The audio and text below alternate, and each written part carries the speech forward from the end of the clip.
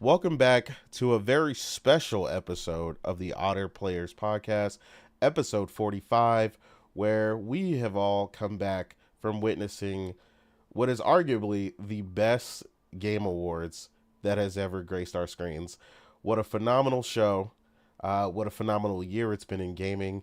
And we're going to jump right in and get into it and talk all about it.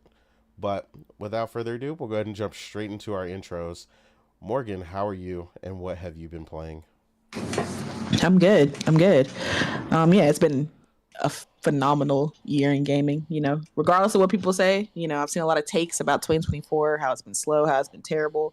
But honestly, these people need to, just diversify their gaming portfolio, and they probably have a better time. But it is what it is. But 2024 has been amazing. I know you said you want us to talk about our wrap ups. Mm-hmm. What in particular did you want to hear? You want to hear like No, just the what games turned we out to be played, or your top five, since I know it gives you that. okay, well, my top five were Persona 3, Star Wars Outlaws, Stellar Blade, Pentiment, if you believe it, and Rise of the Ronin. I believe Um, Pentiment because you got the plat for that. I So did, I did. I love me some Pentiment. It's the only absolutely. game from Obsidian I recognize. Okay. But anyway, um, yeah. But I enjoyed the hell out of 2024. It said that the that my gameplay style was more role player, which makes sense because I played a lot of damn RPGs this year, JRPGs in particular, the best. Absolutely. So yeah, it's been a great year. Got like 11 plats. My trophy level went up by like 23 levels. So I can't complain. I can't complain. But I always want to trump every year, that I do. So I gotta get my hours up. I only got like I think like 1100 hours. I got to get better at that. I like that they divided it between your PlayStation and your Portal if you own one. I think that was cool. Yeah, I did So like I that. had like a little over 1,000 on my PS5, and then I had like 91 hours on my Portal. Ooh, you And I beat was me like, yeah, on that makes Portal sense. hours. Look at you. Yeah, my laziness knows no bounds. So I love that. I love that Portal. I'm about to play it right now. But yeah, 2024 was great. But what I been playing thus far? I've been playing this week really has been dedicated to Indiana Jones and the Great Circle. Before I go into it, we did you play it? Did you get a chance Nope. to No, not yet. I'm still wrapping up okay. the Veilguard. Okay. Cuz I was going to kind of just talk about my experience, but I didn't want to like, No, go that's on a fine. It's fine. go on a rant like I do and you had something to say too. So I want to make sure before. But I'm not going to spoil anything though. But as far as Indiana Jones and the Great Circle goes, I'm really enjoying it.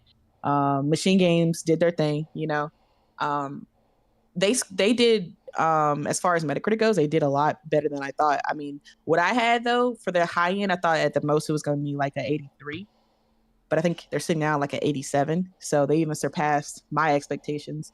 But yeah, it's quality. Like I'm really enjoying it. I know people have heard it like from probably everybody online, especially the bots, but it really does feel like you're Indiana Jones. I think they did a really good job capturing that experience. Right now, I think I'm about 15 hours in, so I'm not like deep into the game yet. I'm still in the first hub in the Vatican, so I haven't really experienced the other. But I'm playing it a lot like I played Star Wars Outlaws, which is where I kind of explore everything that the first hub has to offer before I go on to the next. It's kind of how I like playing open world games. So I'm just kind of exploring, doing side missions, doing the secrets, finding all the artifacts and everything I can. And I think the really good thing about the game is that the side missions are actually really fun. They're actually really in depth. Um, they're the type of side missions that kind of remind me of Phantom Liberty, where they're really engrossing and they're just as fun. The characters and the missions that you're doing are it adds depth to the story. It's not just kind of like a go find something and bring it back to kind of collect things that open worlds tend to do. And I kind of went into this kind of exhausted with open worlds. That open world fatigue is real, but when a game has really thought out missions and side quests, I think that kind of helps with open world fatigue. It actually counteracts it. So I think Indiana Jones does a good job with that. As far as like combat goes, the combat's kind of it's okay. It's not the best combat. It does feel very indie, very animated, very kind of sock 'em, rock 'em kind of thing.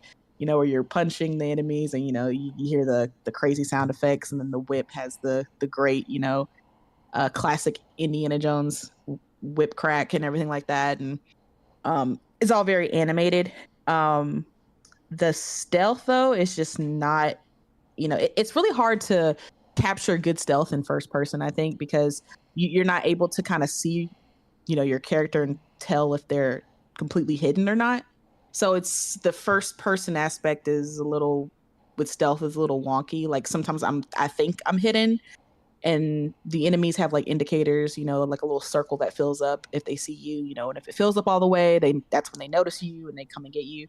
And so it's kind of hard to hide yourself very well, and which is weird because this is a game where it's very obvious with the way the gameplay mechanics are set up that they want you to go more stealth than action, because you have a revolver, but it's the ammunition's very limited, and it kind of takes 2 or 3 of the bullets. So a revolver only has 6 bullets, so it takes a lot to take an enemy down. So it's obviously they want you to be more stealthy with this game, but like I said, the stealth isn't the greatest. It's doable, but it definitely has its drawbacks. But I think the thing, like I said, that wins me over the most is that feeling of Indiana Jones. Like when you're going to find like an artifact, or you're doing one of the secret missions where you have to find the hidden wall or the hidden, graphic on, or whatever, and you're solving a puzzle. Like I felt like India as I was like solving this one puzzle on the wall. I was like, okay, the clue says there's a horse. So where's the horse at? Okay, it's over here. Okay. And it said it was on like the sunset. So I have to turn it in a certain way. And so then the wall opened. I was like, oh, okay, cool. And so, I felt I felt like that explorer doing it. And it was very satisfying. And there's a lot of disguises. The first area you're disguising as a priest. It's not really a spoiler, that was in the trailers. But you're going around in the Vatican, and you're doing things, and I don't really like the way that it sets up where the enemies, like the main sergeants, can for some reason tell that you're not a part of the Vatican, because there's only like 400 or 500 priests walking around. Apparently they know everybody by name, so they see you and they know, like, wait a minute, you're not one of them. It's kind of weird, but it's a video game, so they have to put some kind of obstacle in your way. But overall, I'm not going to go on a rant about Indiana Jones, but overall, I'm having a really good time. It's kind of sad because I think that if Machine Games had released this at an earlier time, like a month ago, I do believe that it would have been a Game of the Year nominee. Like, no, I wouldn't have won against Astro. I'm sorry, but I do think it would have been nominated. It's a really good game, and it's hard to do licensed IPs, as we know. Like, you can get a licensed IP and fail it dramatically. We've seen it with like Avengers and Suicide Squad and stuff like that. People think it's easy just because, oh, you have a name brand thing, so that should be like an easy W. But we've seen, developers, fuck that up tremendously. So I think that Machine Games did a very good job of paying homage to the Indiana Jones. It feels like it belongs in as a part of one of the Indiana Jones trilogy, because that's the only Indiana Jones movies that I recognize of the first 3. It feels like it belongs is like, that, like, it's a part of that movie trilogy. Like it could fit in with the trilogy. So they did a great job capturing Indiana and his spirit. And I think people who play it, especially if you're Indiana Jones fans, I think you will really enjoy this game. But yeah, you definitely feel like an explorer in this game, and that's the most important part that they captured correctly. So that's what I've been playing. All right. That's what's up. Nah, it sounds like you are really enjoying it. Uh, it is. I did say that I would defer to your opinion on it because I don't trust a lot of people out here when it comes to Indiana Jones, and I get that. I get that. uh, yeah, because some of these people be capping, Yeah, 365. when it comes to, and this is not a slight against Xbox fans, but they've been kind of starving for a quality cinematic experience, so they can Absolutely. kind of exaggerate when it comes to a game because they're just excited to have something that's recognized as good. So I get that. But this is actually, at least to me, a really good game. And I'm definitely gonna buy it again on PlayStation because what is definitely missing and what it needs is those DualSense features, right? I know the haptics on that whip are gonna go crazy. Absolutely. So I will be picking this up on PlayStation and platinuming it on PlayStation. So yeah. No doubt. Ramon says, "What's up to you in the chat, Morgan?" Hey Ramon. But yeah, that's what's up. That's high praise. I accept that from you. So yeah, I'm Yeah, gonna have it's a to. really strong 8 right now. Yeah, I'm gonna have to finish it up. Priscilla's enjoying it a lot too. She said the further she gets, the better it seems to get, which seems to be Yeah, and the that's the take that thing I I've get from heard people. from other people that the first hub, the Vatican, is the slow part. And if I'm enjoying the slow part, I mean, that seems like Yeah, it's only gonna get better for me. yeah. A lot of people have said they were falling asleep at the Vatican, and again, though, I do want to stress the the importance of one thing that we talk about frequently on this show, which is pacing. Uh, and Yeah. everybody isn't really great at it, and this is one of the things that can happen is uh, you do see a fall off at least early on. The game hasn't been out that long, but at least from the trophies and the completion, you can see a lot of people completed the first part, but not the second part. Yeah, I saw that. Somebody said like I'm getting achievements, the first area that you finish, the Vatican apparently has like a high percentage, like, a decent like 30-40%. But after that, Hmm. they're saying my trophies, or not my trophies, but my achievements are rare now. Like it's only Exactly. like 2-3% of people. So I'm just like, again, and that's one of those downfalls of Game Pass. A lot of people will try, but not a lot of people will finish. Exactly. Um, which sucks because I think this is game worthy of finishing. At least now, I'm enjoying myself. So Oh, it sounds like we about to play some Indiana Jones after the show. sounds like it. But yeah, that's what's up. Again, a phenomenal year. And before I go to the next person, I know you said you don't want to pick from all your favorite children, but now that it Oh is man, December 14th and the year oh is a man, wrap, what is why your would you make game me of do the year, this? ma'am? See, it's so crazy because 2023, I had definitely had a definitive game of the year, and that Oh, I know. was Octopath Traveler 2. And it's funny Hmm. enough, that was the first game I played on in this year Yeah, because I finally got the trophy. we don't let recency bias get us out here. Yeah, I loved it. It was immaculate. I can only hope and pray that we get a third. Um, but this year, damn, so many great games. I loved Metaphor. I loved Stellar Blade. I loved Astrobot. Like, Okay, so do if I it this way. So do it. Give us your game of the year, your runner up, mm, and mm, then your underrated. again, you're making me rank my children again, There you but it's go. fine.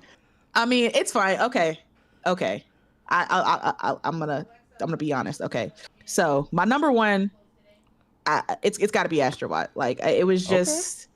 it just scratched that itch for me with everything that I wanted. It was just that palate cleanser.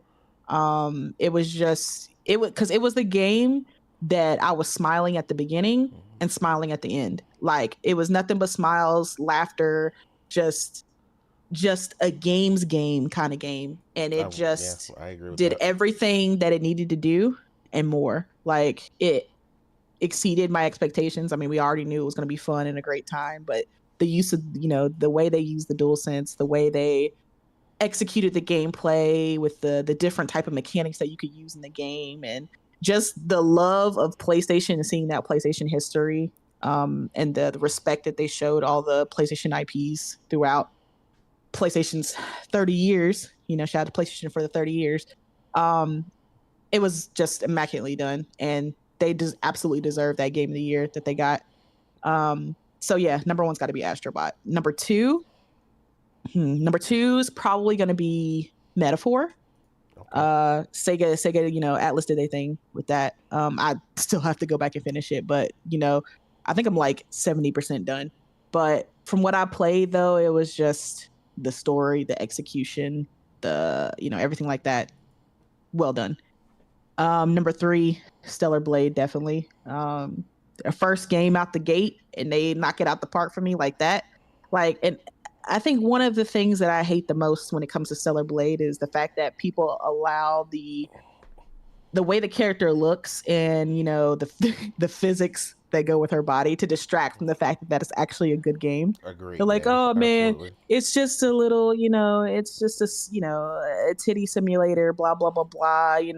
People only like it because the character's hot. They just do it just so they can get the different angles of her body. And I'm just like, yes, the character is hot, but the game's good though. Like, you guys have to give the game a try. The game is fantastic. And shout out to PlayStation and Shu for giving that studio the time, money, and dedication that they needed to get that game out, because that was a phenomenal game. Like, I was excited to play the game, but from the demo it was fun, but I didn't expect it to be as good as it was. And yeah, they killed it for me. So Stellar Blade definitely gets that number 3 for me. So those are my 3: Astrobot, Metaphor, Stellar Blade. That's what's up. That's a solid list. If I say so myself, I might be a little biased, but yeah. Nah, those are all really good games. So, and among a lot of great games this year. So, it says a lot when you could be the best among the best and not just the rest. So, Weeb, how are you, man? And what have you been playing, sir? I'm good. Still catching up some sleep after that long night with you guys. Right, right. It was worth it though. It was It worth was it. worth it. It was worth it, yeah. I have to admit, like I was sort of, fearing that I was going to waste my time there, but yeah, I mean, it was absolutely. Jeff delivered. I'll have to give him that. Um, yeah, what I've been playing. Well, uh, just one game. That's Dragon Age: The Veilguard. I am now entering the end games, or like the point of no return. So I wrapped up everything I could wrap up before I could do it. Could do the end game. So I hope that I'll be finished, this weekend, and then I can hop onto Indiana Jones, because that's next on my list, especially after hearing Morgan giving it its flowers. Um, yeah, and yeah, Vilgard is of course still amazing. I mean, what can I say? I've already said, like, it is one of those games that also, starts a bit slow and then gets better as you keep on playing. You lock more companions. You do their companion quests to level up your relationship status with them. You can cover more of the lore of the world. So yeah, I mean, it's just a lot of fun. And yeah, it's one, like, now that you're hitting that point where you get to that point of no return, where this is the end game. You're also kind of having that sort of, yeah, sort of sad feeling, really, that you're not okay. It's gonna end. You don't want it to end. Mm-hmm. Um, but yeah, I mean, I have to push through because I also have other games to play. That's kind of Facts. Ain't that the yeah, truth? that's the gamer's Sophie's choice, right? Do I want this? I don't want it to end, but I also have to get back to my backlog. So yeah, um, yeah. So that's what I've been playing. And you also want to do the wrap up. Yeah, just whatever your top 5 games were, and then like I said, you could do your game of the year, your runner up, and your underrated, or your third pick. It doesn't have to be specifically underrated. All right. So yeah. So the wrap up after, and I was spending like 50 times getting the website to load. I finally got it. Right, right. Facts. Yeah, fix your shit, Sony. Um, so yeah, my top 5 games in terms of playtime, one obviously Like a Dragon: Infinite Wealth. Apparently spent more than 200 hours in there. I'm not sure if that's correct, but I don't care. And almost as much Final Fantasy Rebirth. Though that really felt like a fucking chore, and now I know why. Mhm. Yeah, and third, Dragon Age Veilguard. Nice. Also spent more on hours in there. Then Star Wars Outlaws, and five. You will be proud of me, Innate Unicorn Overlord. Hey, there we go. And yeah, I mean, and Morgan, don't be ashamed that you spent 1,100 hours this year, because that's my total too. Nice. Twins. Let's go. Yeah, I don't feel like I played, too little. It's just, yeah, I mean, I obviously, it's not just It was PlayStation. a refined year. I think Yeah, yeah, yeah. you guys concentrated on a lot of really good games, but then you guys Mhm. also played games in other places besides PlayStation too. So Exactly, yeah, exactly. Yeah. That also counts. And we have jobs, and we get tired, and sometimes when you come home, you don't really feel like playing. Yeah, Unfortunate adulthood. that's a part of life, and some of us don't have the problem, but yeah, the real absolutely. adults do. Yeah, I mean, other than that, my trophy level increased by 20. I got 685 trophies with 11 plats, so that's good. That's Oh a yeah, very good yeah, ratio. yeah, yeah, yeah. Yeah. Did get the finally the 100 trophy platinum trophy threshold this year. So Oh, nice. Nice. Congrats. thank you, thank you. I know that's nothing compared to what the Nate has, but one step at a time. That man a cheater. Don't listen to him. Yeah, Uh, no, he played the entire My Name is Mayo collection, right? Uh-huh. Exactly. Yeah, he's gonna quickly hide his trophies now. y'all didn't see nothing. Yeah, yeah. And my game of the year. I think I'm gonna give it to Astro because, like Morgan said, like I thoroughly enjoyed it. It was like a celebration of gaming. It never had a dull moment. And yeah, deservedly won game of the year at the What? PGAs. Okay. What? Okay. I'm surprised. Where is Yakuza, Mr. Yakuza? Well, I did say that I was expecting it to win, unlike a certain someone. But Yeah, he yeah, did.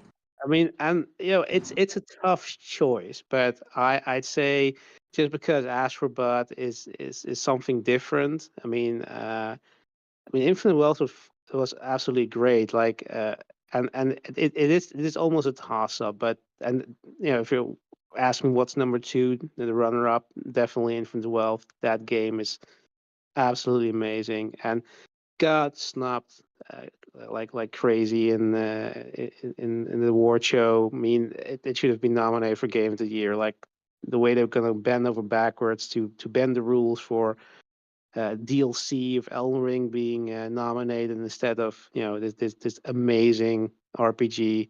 I don't know.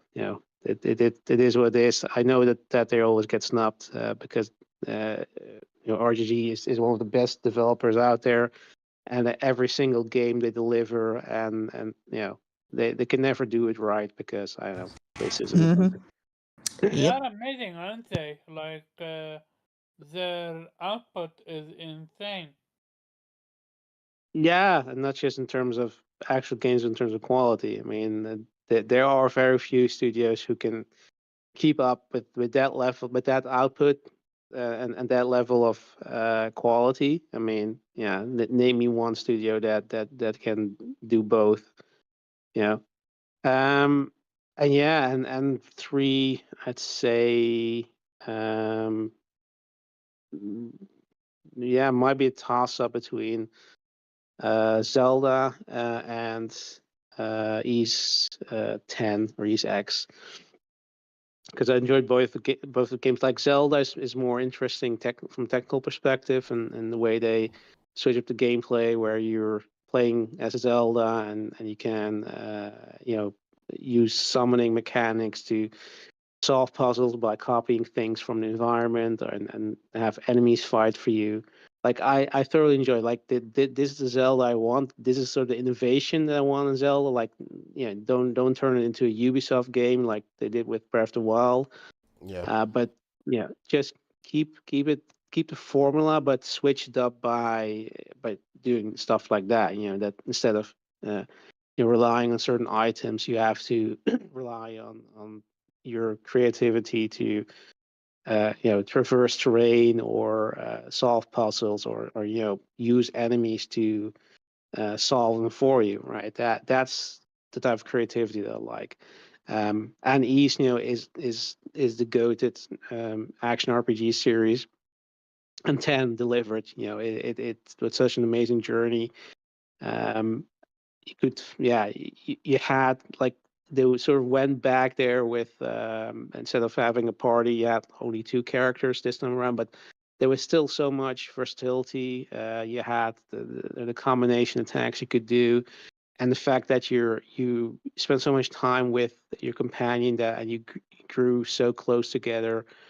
And I mean that like, if you ever played an ES game, you know what's up. Like, they spend so much time with developing these bonds between these characters, even if they're if they're not playable characters. Your companions, your crew, and obviously the ship combat that they did, again, a game that did better than Ubisoft did.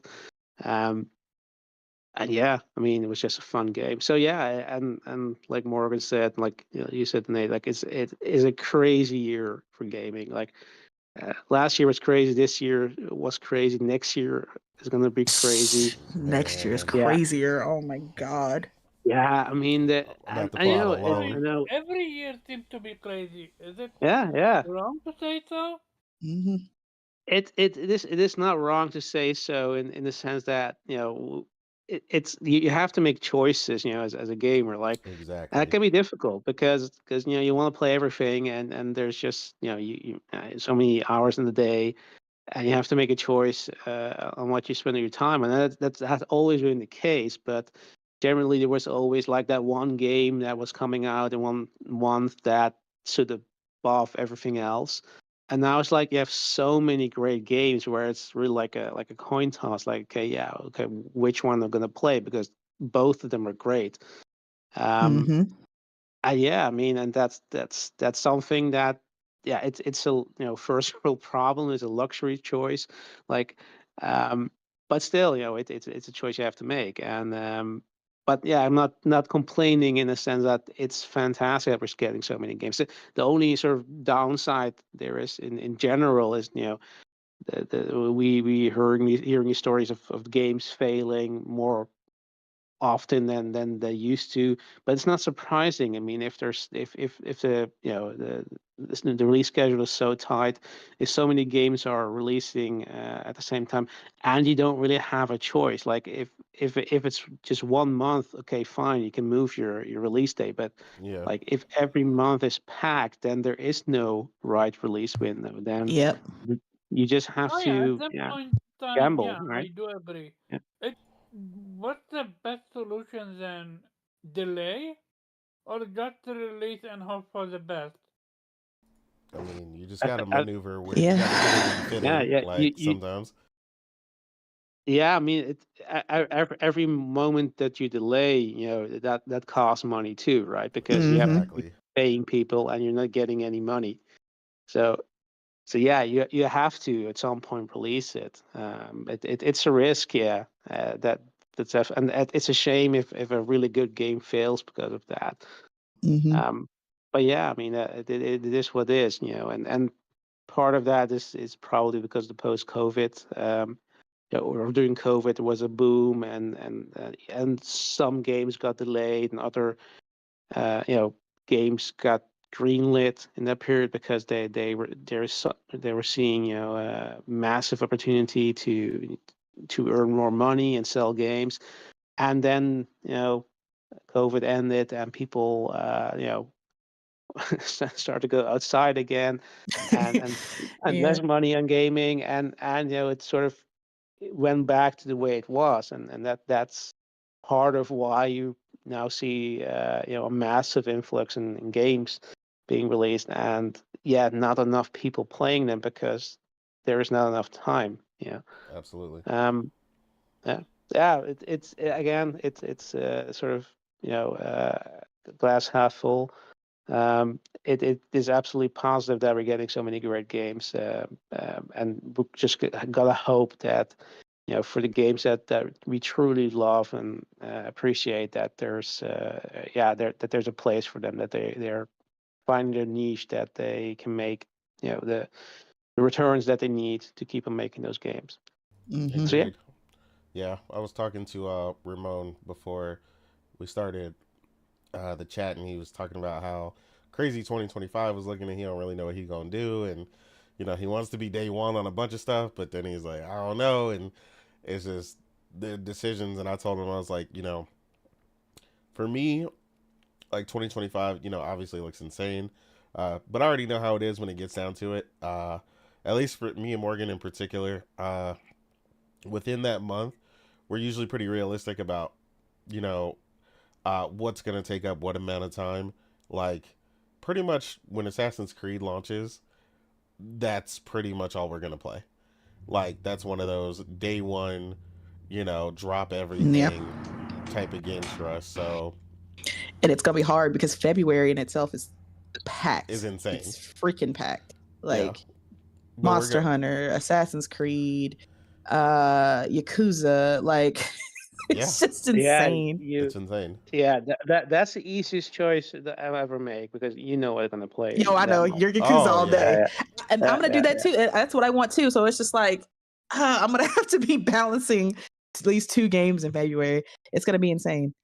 Yeah, instead of being outside, and that's just the beginning. Not to be in the Morgan, house. Yakuza. Forget Assassin's Creed. No, forget Assassin's Creed. And then we got Splitgate that he announced is coming out in March. That too.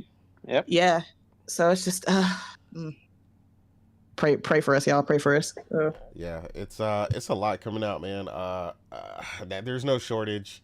Honestly, I mean, I feel like I need one of those planners that executive assistants have, where they have all the little tabs in the book.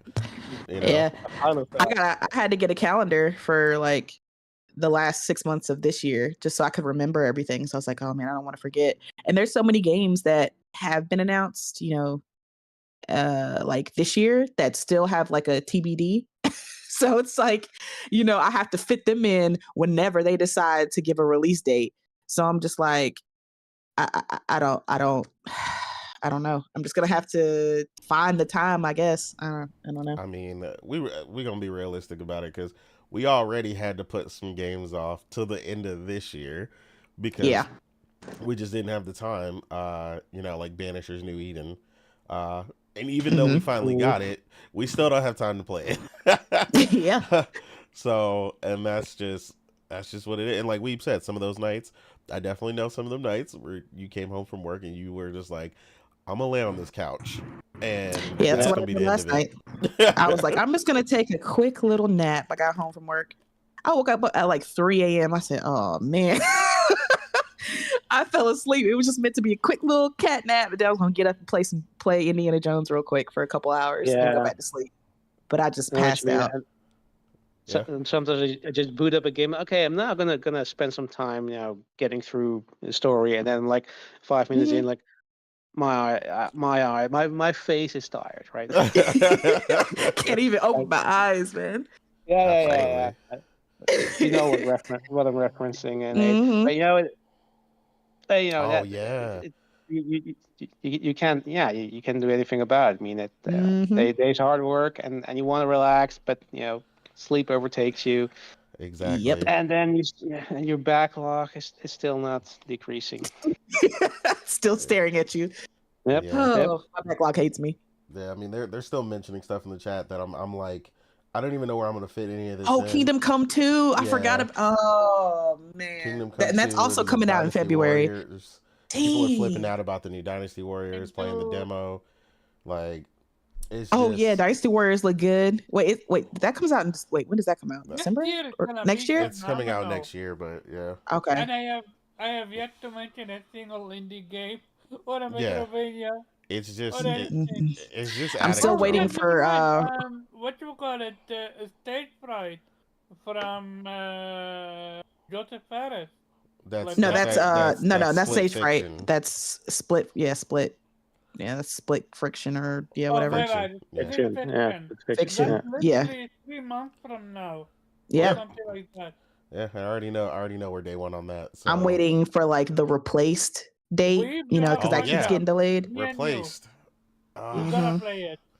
Oh yeah, God. Judas is also coming out next year. Judas, exactly. I'm saying there's so many big games that still haven't had a release date yet. Like, Doom the Dark Ages, man. Jesus. yep. But then you got to But keep in remember, mind that Switch 2 hasn't even been officially And announced then yet. Switch 2. And that is going to take up a bunch of space Because and a bunch of new and games. they're gonna launch it with Metro. Metroid. Yeah. hmm Metroid. Yeah, and Nintendo, like they don't give a shit. Like they just announce a game and yeah, it's coming out next month. Yeah, they don't care. Yeah, exactly. So so this year alone was insane. And then we have next year. And again, I can't stress it enough. Yes, I dislike the ending of Final Fantasy. But we had Final Fantasy VII Rebirth, Metaphor, and what you call it, the Stellar new Blade, Yakuza game, Yakuza. all in a span of 1 year. Yeah, it was a lot. I need to stop buying DLCs, by the way, because for every game I bought DLC, I never got You never around you to it. got never I to go never it. back. got around to Final Exactly. Fantasy, No, Tales of I am Arise, absolutely gonna play Cyberpunk. 16 DLC. I play DLCs. Like this is why I did not dislike. I don't understand. Especially if you love the game, why not go out of your way and play the DLC? Because it adds more to the game. Because I we mean, don't have time, Omar. yeah, it depends I on get Damn. you. it I depends get on you. when it launches and what it Yeah, adds. because sometimes it'll launch right when I'm playing something else. So it's like Yeah. can't really go back right now. I'm playing this other game. Yeah, like the Final Fantasy 16 DLC. I've accepted I'll probably never play that. Nah, Yeah. I am waiting on a good discount, and then I'm absolutely gonna play it. Same I Oh bought. yeah, I mean, I know you gonna play everything. You gonna get it in one way or another. But I yeah, I mean, just yeah. ain't got the time. It's just too much. But yeah, me and Morgan definitely set things aside to go back and play Phantom Liberty because that was one of the I had best my DLCs had my ever. bay in it, so I had to make Hey, time. Phantom I always make time for Idris. Absolutely. Wait, you went back or you want to go back? No, we did. No, I went back. Yeah, we played Oh, it. you went back. I played Phantom Liberty. Yeah. I know real stuff. Oh, it's not my turn yet, but okay. It No, is go your ahead. turn. No, it's your turn. Yeah, Go, I go think ahead. we've Go done. off. Yeah. I just wanted to say I now genuinely understand why you went out of your way to play the game all over again. That man seeing the light. That's crazy. Yeah. For the record, hold on. Let me set the tone for the chat. Okay, yes. Set that up, please. So for the people that know, Omar, aka Karaba, has dragged, Cyberpunk 2077 on this show since its release, and this man swore this game was every name in the book, right? And we finally got this man to download it and play it on his PC, and this man has been ranting and raving in my DMs daily about how amazing these characters are, how well written everybody is, how believable and just engrossing and immersive this world is that he is partaking in, getting to experience the truth that is Cyberpunk 2077 for the first time. And well. the church that is headed by Innate and Morgan Kimes has told this man multiple times that he needs to play this game and that he has a PC with a 4070 in it that is primed for this game. and now he is getting to experience firsthand the greatness that is Well, Cyberpunk 2077. Let the church amen. say amen. Amen. Amen. All right, you But can see, continue. my thing is, you know, he kept trying to put it off because he was like, "Well, I want to play it on PlayStation." I said, "Sir, you have a 470. Play it."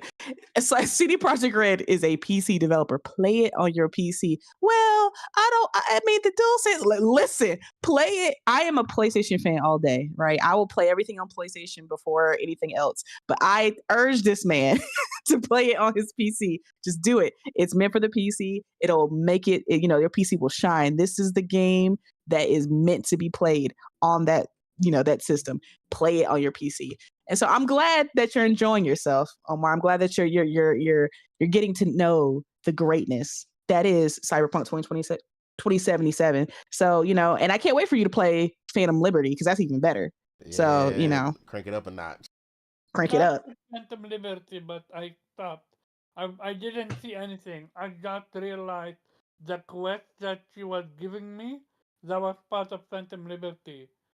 Because it just felt different. I got a new power up, which I didn't even touch. And all of a sudden I'm like, okay, this doesn't make any sense. Then I looked at the name of the quest on Google, Yeah, and it's yes, probably like Bird something. yeah, Songbird.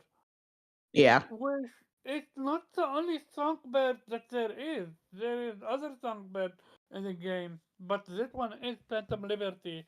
So I just reloaded a different save file, which, not gonna lie, I have close to 300 save file. Yeah. Yep. I Which mean, the Cyberpunk I gives you a lot of save delete, files. So I deleted a lot. I deleted close to 100, 150 save file. Because I felt at some point the save file is literally slowing my PC down. I'm not sure because again I'm not sure because downloaded or what, but the game have crashed on me 5 times, close to 5 times. I've experienced a few on the road um weirdness in a sense of like cars losing control. Not my car, but AI car losing control. I'm like, are you okay, game? I was, but other than that, the story is great. I'm enjoying it. The characters, yeah, and I said it, they are believable. There is literally a trans character that doesn't feel not only forced, it feels natural.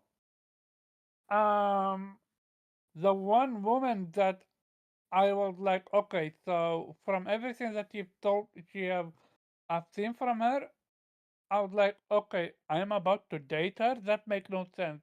Turned out, no, you can't date her. She is gay, which makes sense because I that's was just about to literally ask how you, she acted.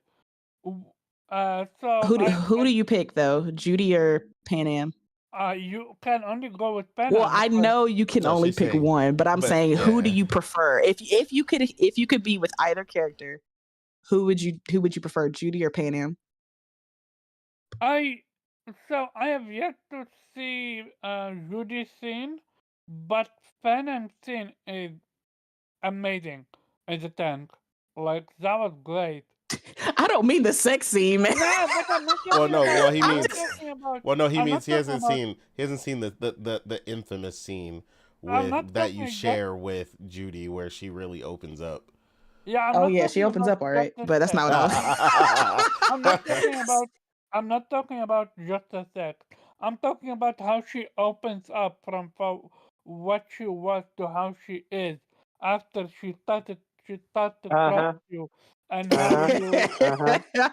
You need Judy to pop one open for him. That's cool. I get it. No, but I saw that from. But that's the thing. After the sex scene, Panam turns 180. She changes. So I was curious if Jodie gonna change as well. I mean, that's just kind But of the thing after you do that with all the characters. If you know, if you have after the sexual relationship scenes, you don't really talk to them much like that. It's just kind of like, okay, you've cemented the relationship, so that's it, kind of thing. see, I Um, was actually hoping that you could go out on a date with that or No. something like that. That evolved. Omar ass Because would try to go out on a date after that. No. I read somewhere that you can marry her. So I was like, how? I mean, But something like that. okay, So so yeah, yeah, like I told you, um, there's more. It's not over, but you got to play your cards right. yeah. But what I do love is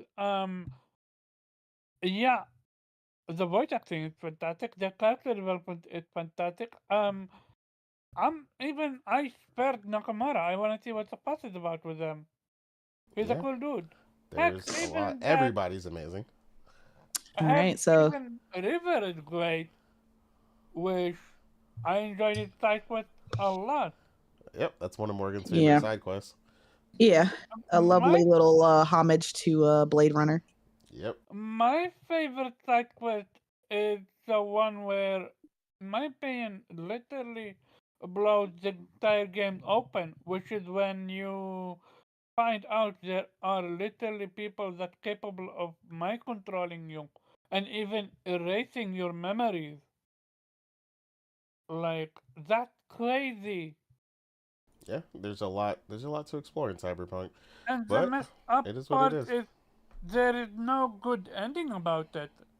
At least in side quest. No, You don't either they don't have a problem giving you a bad ending.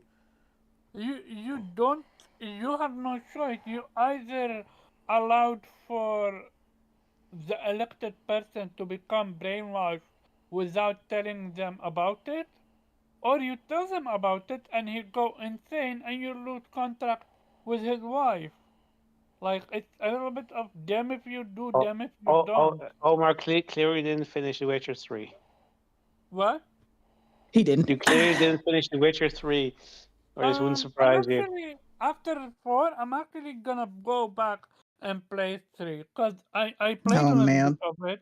I played a little bit of it. So basically, what happened is I used to buy games. I don't know if you guys know about this concept. Maybe it's still He about there to give right us his now. whole backstory. Oh man. No, Yeah, but yeah, yeah. check it. You Yeah. can buy No, games no, Omar, it's fine. It's account fine. in We, account. we don't need to hear it. We have a show to do. Okay, yes, so then let's talk about Okay, so it. what are your top three? What are your top three, bro? Oh no, top 4. Oh, okay, I top four then. yeah. So top 4 for me would be, um, I hate the ending, but I did enjoy my time with the game. Gameplay is No, amazing. But not that. Your top for the year. Your The games. games of the year. Your No, games. not. yeah, that's literally what I'm saying. Oh, okay, go Oh. ahead. Um, Final Fantasy Rebirth What? is. He been bitching about Wait. that Oh, game never for the mind. Never entire mind. Never year. mind. Never mind. I was no. Wait. What? There was a misunderstanding. I thought you were making my wrap up, but no. Oh, My okay. Never mind. I'm sorry. Go ahead. Oh, so I'm gonna go with my you're wrap stating up. the games that you played, though your top Yeah. five that were on the. Okay, I got you. Okay. I thought you meant your top three as in Yeah. your personal. Okay, go Very ahead. quick. My wrap up is Rebirth first with 217 hours.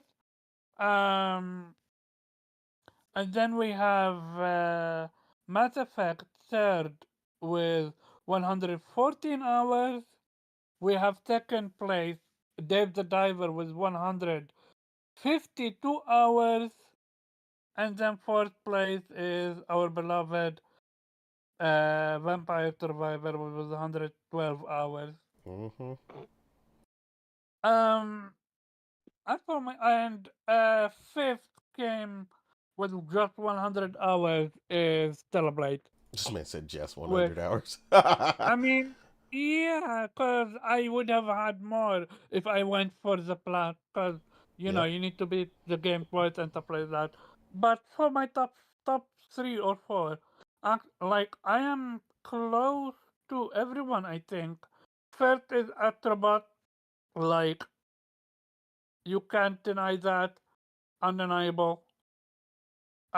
Second place is Metaphor.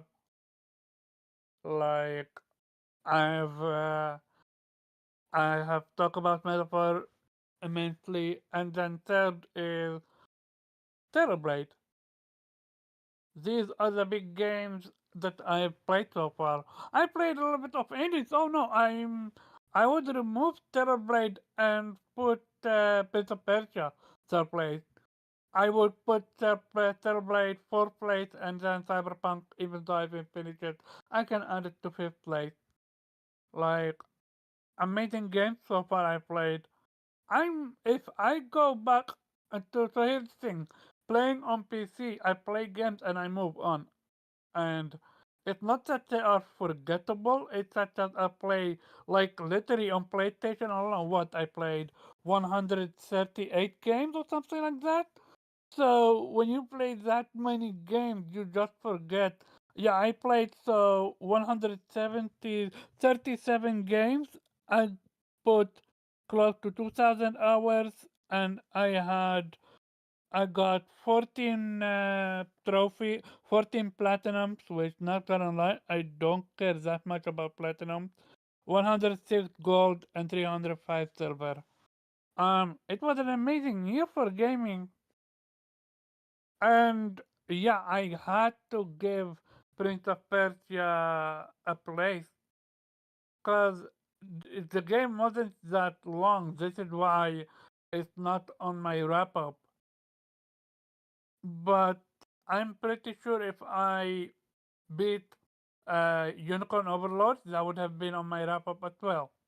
Yeah, Which, yeah, but hey, it's an amazing year for gaming. absolutely. Mind you, I have yet to touch a lot of games that came out this year alone. Thousand Heroes, Euden Chronicles. I have yet to touch that. Grand Blue Fantasy Relink. I played Yeah, a little that bit of it. applies to a lot of us, Omar. Even what you call it, Yakuza. Like the amount of games that came Well, out. that's an absolute travesty, Omar. There's no excuse. I know. You think everything I do is a travesty. Um, Shout out to just this industry as a whole. This was an amazing year, and what we've seen from the award show, the future is bright, very bright for this industry. But Hmm. we're gonna talk about that. Absolutely. Yeah. As for myself, like Morgan, also I've been playing Indiana Jones. I'm a little bit further behind, but I'm enjoying it. To a degree. I think I just need to get a little further. I need to get past the Vatican, because that's currently where I'm at, and I know how some people feel about that. The game looks amazing. I'm obviously playing it on PC, maxed Hmm. out, so it looks a certain type of way. Um, Ray tracing is lovely. it really is. It really is. And I know you're getting to experience that as well. So I did finally finish. I did finally fix the stuttering. There was a major stuttering issue on PC. Apparently, a combination of frame generation or DLSS in general seems to be like broken or having an issue. So I had to turn DLSS off on my game in order to get the hitching or stuttering to stop. So now it's been really smooth sailing since then. Um, but yeah, I mean that's kind of rough if you go below 60 FPS when you turn that off, because that's kind of what DLSS is for. So they definitely need to fix that. So that's probably been the biggest thing I ran into so far as glitches or anything like that. But yeah, I'm enjoying the game. I got to get a little bit further, see how much I really enjoy it, um, and just kind of go from there. Um, Honestly, that's really the main thing I've been playing. I also went back to try to finish the Call of Duty campaign. Um, so yeah, there was that as well, which I know wasn't too long. I know most people blew through it like in like a day. So I'm still enjoying that as well. Just really trying to finish up games that I started, uh, so that I don't go into the beginning of the year with a couple games that I'm already like halfway done with. Um, Oh, I gave that mentality up. yeah, yeah. Yeah, it's I just it is mean, what it is at this point. you got quite a few massive titles that ain't no choice on We those. don't talk about that. It's Uh huh. fine. I'm Uh I'm huh. in denial about that. Of the It's denial, it's yeah. fine. Yeah. Morgan said, "Look, when the new stuff come out, I'm gonna drop it all and just do what I gotta do." I'm like, what games? What backlog? What are you talking about? Yeah, I see. I've seen some interesting takes for 2025. I've seen some people committing to like retro gaming for all of 2025 with no new games. I've seen people saying 2025 is going to be a full backlog commitment, and I'm just like, that ain't the year to do it for me. I'm sorry. That's a hell of a year to pick that. Oh, Yeah, that is a hell of a year to pick that. But yeah, what's up, Keyblade? I see you in the chat. Um, but yeah, as far as games this year, my top and most played game was Metaphor. ReFantazio also happens to be my game of the year. Uh, I messed something up on my first playthrough, so people were like, "How did you play it that long?" And I was like, "So I actually messed something up on my first playthrough, so I essentially had to beat the game 3 times, which no one else will really have to do." Um, that was my fault. But yeah, I mean, regardless, like I said, it was my game of the year, so I didn't really mind going for it. It was also the platinum was also my 10,000th trophy, so I really wanted to push for that. Having an amazing, incredible game, be that for me. Thank you, thank you. I was very excited for that. Thank you for Morgan. Congratulations. Thank you, and thank you to Morgan for being there with me when that it was happened. a phenomenal moment. Oh man, Yeah, tear jerking. I was excited. Aww. But yeah. As far as the rest of the stuff, I don't remember the actual rest of the major top 5, but I know it was um Persona 3 Reload, um and some other stuff. I can't remember because I don't have that actual slide. Um, but like we've said, I got about uh It's almost probably 30. Stellar Blade. Yeah, Stellar Blade was also up there. I just can't remember exactly, but I know those 3 games for sure. I think United Chronicles. Unicorn Overlord was also Mm-hmm. on there. Eden Chronicles wasn't because I started that on PC at first. Um, but yeah, it was quite a few games. Um, Ended up about 1,300 trophies by the end of the year. Played 110 games. Uh, the thing that Morgan always gives me shit on says 3,323 hours. I did not play that much. I definitely fell Let them asleep. know. I definitely Yeah, we're fell gonna have to asleep. cut off at least 1,000, maybe more. Okay, because let me tell y'all something. Okay, I've been on the phone multiple times with this man where he has fallen asleep with the PlayStation and whatever game he's playing on. So do not believe the hype that he played 3,000 hours. There's no way. Okay, that is incorrect. The same thing happened last year when he had like, mind you, me and Nate beat Final Fantasy 16 like roughly around the same time. Like we both got the plat. Like I think he got the plat like an hour or so after me. Like, so we were in roughly the same time. But for whatever reason, he had double the hours. I think I had 150 hours in Final Fantasy 16, and this man had like 320. And I was like, wait a minute.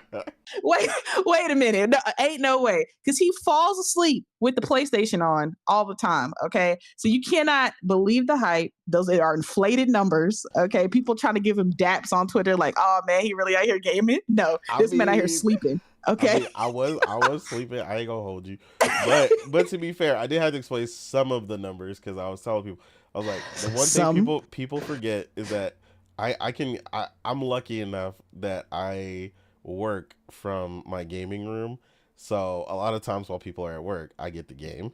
So yeah, that is true. yeah, That is true. But so 3,000 is crazy and it's inaccurate. it's definitely not 3,000. Like I told people, I was like, it's more like a smooth 2,500 because I seen some other people that were about that. So I'm gonna say that just because gaming during like we had I'm some gonna say slow 21, months. but I'm 2,100, but I'm gonna let you have that 25. But So yeah, I want to say this to you. I'm gonna play a little bit of devil advocate. I think he wants to play that many hours. It's just his body shut down. yeah. I mean, you got to sleep eventually. I mean, it is what it is. But yeah. True, but you don't have to leave your PlayStation on. Hey, look. I tell him all the time to turn it off, and he's just, oh no, I'm fine. Hey, look. I turned Out. down the time that it takes for it to go in the sleep mode. I hate the sleep mode because I don't want it to get like I get so irritated when things go to sleep and I'm not done and I'm like, oh, I just went to go cook some food in the kitchen or something, and they'll shut down. Like I hate that. So I turned it down, but just not a lot. Um, so yes, it can eventually go to sleep or go to rest mode. But yeah, my game of the year was definitely Metaphor ReFantazio. It has not changed since I played that game. Number one, runner up for me was Stellar Blade, which is a massive surprise. As Morgan knows, I'm not the biggest fan of games that typically play that way, but they really nailed the mixture of, being Souls like, but also action. Um, they were closer to that than Black Myth. I know Black Myth joked about being an action game and not a Souls like game, but Oh, that was yeah, funny on the stage. They said, "Yeah, our game is not hard at all. yeah, our game's not hard at It's all. perfect for action gamer beginners." I Yeah, was like, yo. yeah, those devs were hilarious with that one. I was like, yeah, bro, absolutely not. Um, but yeah, uh, it my third or underrated would definitely be Unicorn Overlord. That game came out of nowhere. I haven't loved all of Vanillaware's games equally, but that game is definitely my favorite that they've ever developed. Unicorn Overlord was phenomenal. I loved all the characters, the strategy, everything in the game. They just, honestly, they just knocked it out of the park. So, yeah, shout out to them. Again, like I said, just phenomenal year in gaming. So many other games that we couldn't even get to or have yet to finish. I know, like I said, a big one for me and Morgan is definitely Persona 3 Reload, which we were thoroughly enjoying. We just gotta finish up that playthrough. So, among many other games, but yeah, uh, with that in mind, we are gonna jump into the fun part, which is Let's all go. about what happened at the Game Awards. Mm. A phenomenal showing. Shout out to Jeff and Mhm. company. Whoever helped this man produce this show this year. Yeah, they did their thing. Yeah, they did a phenomenal job. The pacing was great. Nobody got rushed off the stage. Thank God. Yeah, people got their moment to cry or, hesitate for a moment or whatever they needed to do. A real celebration for, the talent behind the teams, including Hmm. uh, the Lifetime Achievement Award given to, or the Game Changer Award, sorry, given to the guy who was helping a lot of displaced, developers find jobs. That was incredible. Because, I mean, a lot of talented people out here obviously got laid off. So, in such a phenomenal year for gamers on our side, it was sad to see a lot of people get laid off and lose their jobs that have been at some of these companies for 15 to 20 years. Um, so it was great to see that a lot of while we did have a lot of shutdowns, we had a lot of new studios opening up or openings at other studios. We had some of the bigger studios expanding. You had CD Projekt Red expanding to 2 teams. They were reaching out to people. Obviously, Naughty Dog is massive right now. So you had a lot of teams really expanding and a lot of new teams, coming out with veterans, creating new passion or indie projects or even AAA projects. So in wake of all, you know, the layoffs and so on, we did get a lot of, Phoenix from the ashes moments where a lot of people are coming back. A lot of people that were able to find work. And, same thing for, the team at that did Hi-Fi Rush. A bunch of a bunch of them were able to move on with the team over to their new home as well. So yeah, just again, like I said, just a phenomenal year overall, and it was a great showing at the Game Awards in general. Um, I guess my biggest thing and probably the easiest thing to start with. Obviously, we've seen a lot of the nominees, a lot of the winners. I guess my first question for you guys is because as great as it was, my question for a lot of you guys was, and most of the show went about how I pretty much loved most of it. The winners, right? Like I thought they did a great job there. If you had to pick a category or two where you thought the winner should have been different, uh, what would be that nominee for you? I mean, I'll start since I did kind of I surprised you guys with this one. For me, obviously, and I spoke about it, was the OST. I thought that should have went to Stellar Blade, just period. Shift Up did an amazing job uh, with the Who? soundtrack for Stellar Blade. It was Acrobat? incredible. Boy, Wait, what? Omar, man, he just said Stellar Blade. No, no, no, no. I'm asking who won it. Final Fantasy won it. Oh, okay. Yeah. But I wouldn't have been mad at Astrobot neither. Like to be honest, I thought Astrobot had a great OST as well. But yeah, like the one that stood out, the one that I felt like we talked about extensively outside of the game, and I feel like that's what really makes the difference, Yeah. right? When you talk about it and you just can't stop thinking about an OST outside of the game, that's when it like something that's capable of transcending the game, and Yeah. that is what that kept coming up in conversation, whether it was us all in party chat and talking or whatever. Like they absolutely killed it. So Yeah, I kept tweeting about that. I was like, "Yo, this OST is fire!" So Like, good. I was out. It was one of those OSTs where I was listening to it outside the game. Like, I would listen to it in the morning when I would get ready for work. Like, and then I was happy because it was like they only released like the mini soundtrack when the game initially released, but then they finally released the official with all the songs. And I was like, "Oh hell yeah!" But yeah, that was definitely the one I was like, "Huh." But I get it because Final Fantasy, it's like synonymous with its soundtrack, and I think a lot of people It have is. nostalgia when it comes to Final Fantasy VII in particular. And I think they were just just so happy, especially with that that composer, and he's famous and everything, and it's just I think people were just like, yeah, man, that's a classic. So Yeah. it is what it is. But I definitely, for me in particular, yeah, Stellar Blade definitely deserved that. That soundtrack was they did their thing with that, and there was so much variety on that soundtrack too. Like each biome and each area you went got a different, and it would slow down and speed up based on the way you were in combat or out of combat, Yeah. and the way they remixed it, it was great. No, I agree 100%. Um, were there any ones where you were like, man, I wish this would have changed? I know there's one in particular. Well, yeah. But yeah, I I didn't agree with KCO winning Content Creator of the Year. Should have gone to Typical Gamer. Like, Oh no, I don't man, give a shit about that category. Like the sooner they get rid of those categories, the better. absolutely. Yeah, I mean, I did kind of think that Unicorn Overlord should have won the best strategy game. Agreed. That's just me. Agreed. Obviously, you were already alluding to that. Best RPG should have gone to Infinite Wealth. Yep. Yeah. There. I won't tolerate any other answer. Nah, I thought that would be a good one for you.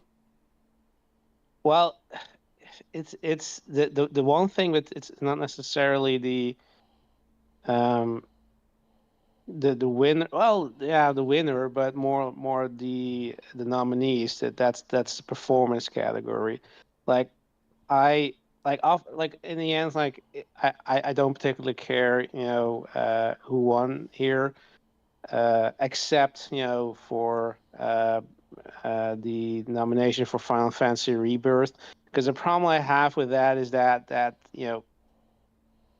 to me, the dub acting is terrible, and like I can't understand why anybody would not want to play this game with the original voice acting, just because they're too lazy to read subtitles. Like, but this is I talked about it before. It's definitely a thing that they're only nominating English speaking actors. Like, Mm-hmm. what about the original act? Like, there is an original That voice track of that game. These are the Japanese actors. Like, the fuck are we not considering putting those up for consideration? Like, they're doing a phenomenal job. Why the hell aren't they nominated? Like, Yeah. that's just insane to me. not No, only I that, agree. they nominated her and not other. Like for example, Barrett moment was far more emotional for me than her. That's my opinion. Yeah. No, I Yeah, get that.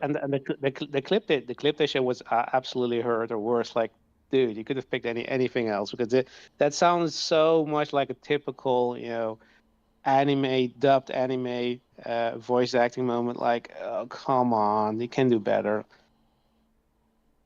They Uh, just love her. That's how it seems. yeah, I think she also won like for the BAFTAs or something. Like it's pretty crazy. Like, Yeah. why they have to sort of go out of the way. Like, they can't find anybody else, and they just have to go out of the way just because they don't want to nominate any Japanese voice actors or any other game from any other language. So I felt like one that was pretty heavily under contention, and I've seen this from a lot of people. Funny enough, and usually this doesn't get like that. And I deferred to Morgan on this one because I know she was saying she thought it would win. Um, but best audio design, like I seen a lot of people really upset that Hellblade 2 actually got that. That Yeah, I that call that. I I knew said it. that when it comes to Hellblade 2, that it doesn't. It has definitely has its low points, but some of its strong points was definitely the audio. I thought the audio design was very well done. I did feel immersed, and I did feel like with her schizophrenia, I did feel like the voices were around me, and it would be on one side of I could hear it on one side, and then a few seconds later I could hear Yeah, it on the yeah. other side. The atmosphere was really well done, and That yeah, that's kind of the things that people I am. confuse audio design, which probably Omar is doing right now, with the score, the music. yeah. Those are two separate things. It doesn't have to have a great score. It's just the way they use the audio. Though I would say, I would have given that to Astro too, because I was the about to the the, say the, that. You the, the stole it thing the from thing me. that yeah, Shut up, yeah, Omar. yeah, yeah. Sure, Omar, sure, Omar. But with this, like the way Astrobot does things with the audio, like you know, it's absolutely amazing. Like with Hellblade 2, it's like, yeah, but we've already seen this, Yeah, in Hmm. Caesar Hellblade. done that, right? Like Astrobot did something refreshed there. So yeah, I would have given that to Astrobot, yeah. definitely. No, Yeah, I same. agree with him. He stole it from me, but I'm gonna give it to him as well. Sure, No, but Omar. Sure, Omar. He real talk stole it. though. I'm He done. he he nailed it on the head with everything he said. One, Beezer done that with Hellblade. What's the difference between one and two when it comes to the Yeah, audio? they kind of won for doing the same thing Nothing. twice. Oh man, y'all hating. Yeah. Oh, these ponies. Oh man, got ponies over here. Oh jeez. No one said that the audio is bad. No, it's great, but Oh you man. hear it, you hear it once, you hear it a second time, like it's the same thing. Mm. Yeah, Get over it. Astrobot was incredibly creative. Like especially when you're going through levels with a bunch of But different surfaces and stuff like that. Oh yeah. Listen, exactly, I'm not shitting and not on only the that, Astrobot Oh audio yeah, I design know because it was you fantastic. were I, telling me about all the cool stuff in the audio. Hmm. You were ahead of me, mm, like the one mm, where you were on top of the balloon or something, Hmm. and you were like yeah, Yeah.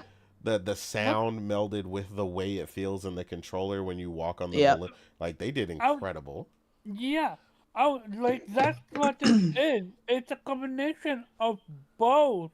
It's a combination of the sound. It's actually a trisector. It's one sound audio. It's the second time it's a dual sense. It's what do you call it? The haptics. And the third, it's the controller itself. You feel it's alive. Especially if Oh you well, the controller allow isn't really part of it, sir. if you allow the controller to make sound during the gameplay, because you can actually turn it off. Even for someone like me, that most of the time is what you call it, can't hear other noises when I'm playing a video game. I can still hear the sound of the controller and how it feels in my hand. Yeah. Like that's something far complex and different for me than what Hellblade is doing with it. Uh, what you It's call it? 3D audio design. Yeah, that they already did last time. Yeah. But that's just my opinion. No, I agree. I guess the biggest thing that I seen, which none of us have played it yet. I mean, we will. I know Priscilla will soon. Uh, but Silent Hill 2 is apparently one of the things that a lot of people felt like should have got it. Um, I heard so many good things about it. I heard about the score, which it was nominated for best score. Um, But apparently the audio design in Silent Hill 2 was phenomenal. I mean, Um, Yeah. Silent Hill 2 remind me of what you call it, Spider-Man 2. Amazing name, just got zero recognition. But that's the thing. It's so difficult to give recognition when there is just so many games to choose from. yeah, there is. I mean, At so some point, there's only one winner. I mean, at the end of the day. yeah, that's So why. Like for example, for me, narrative, yeah, I would give it to what you call it, metaphor of river and idea of the week yeah, and the I right was time. shocked it got that win. I mean, I thought it deserved the win, but I was shocked that it got the win. I'm Uh, actually yeah, shocked what happened to Final Fantasy not fame but rather impact as a whole. It's just not what it used to be, in my opinion. Like uh, I can't stress it enough. We're talking about Final Fantasy VII, Man, the fuck Final holy, Fantasy 7. the holy, the holy grail for Square Enix, and yet it it Y'all be couldn't overrating that game. I'm sorry. it it couldn't is. beat metaphor Yep. for a story of like I Final and then Fantasy it left 7 and is then it left to overrated, Astrobot. sir. Well, And I to mean, me, it's kind of funny. It's more of a wider discussion about the issues going on with Square, right? I mean, we hear people being funny, saying like, "Oh, when they go multiplayer, it'll fix all their problems," or A multiplat. multi-platform, yeah. Um, which we all know is an absolute joke. Um, but yeah, I mean, they're definitely having an identity crisis, and issues going on what to do. Not necessarily with obviously Rebirth is a thing all its own, but they spoke at length. The director spoke at length, when they came out with 16 about how going action, and they thought that would boost the sales tremendously, and it would bring in so many new people. And although it did well, I honestly think they were shooting for 8 to 10 million, type of sales, because that is what Final Fantasy used to do. Like it was a time when you could expect, you know, 10 million like on a low time with the way Final Fantasy would come out. So to see a lot of the rise of Japanese RPGs, as we spoke of earlier in the year, Morgan, this renaissance of Mm.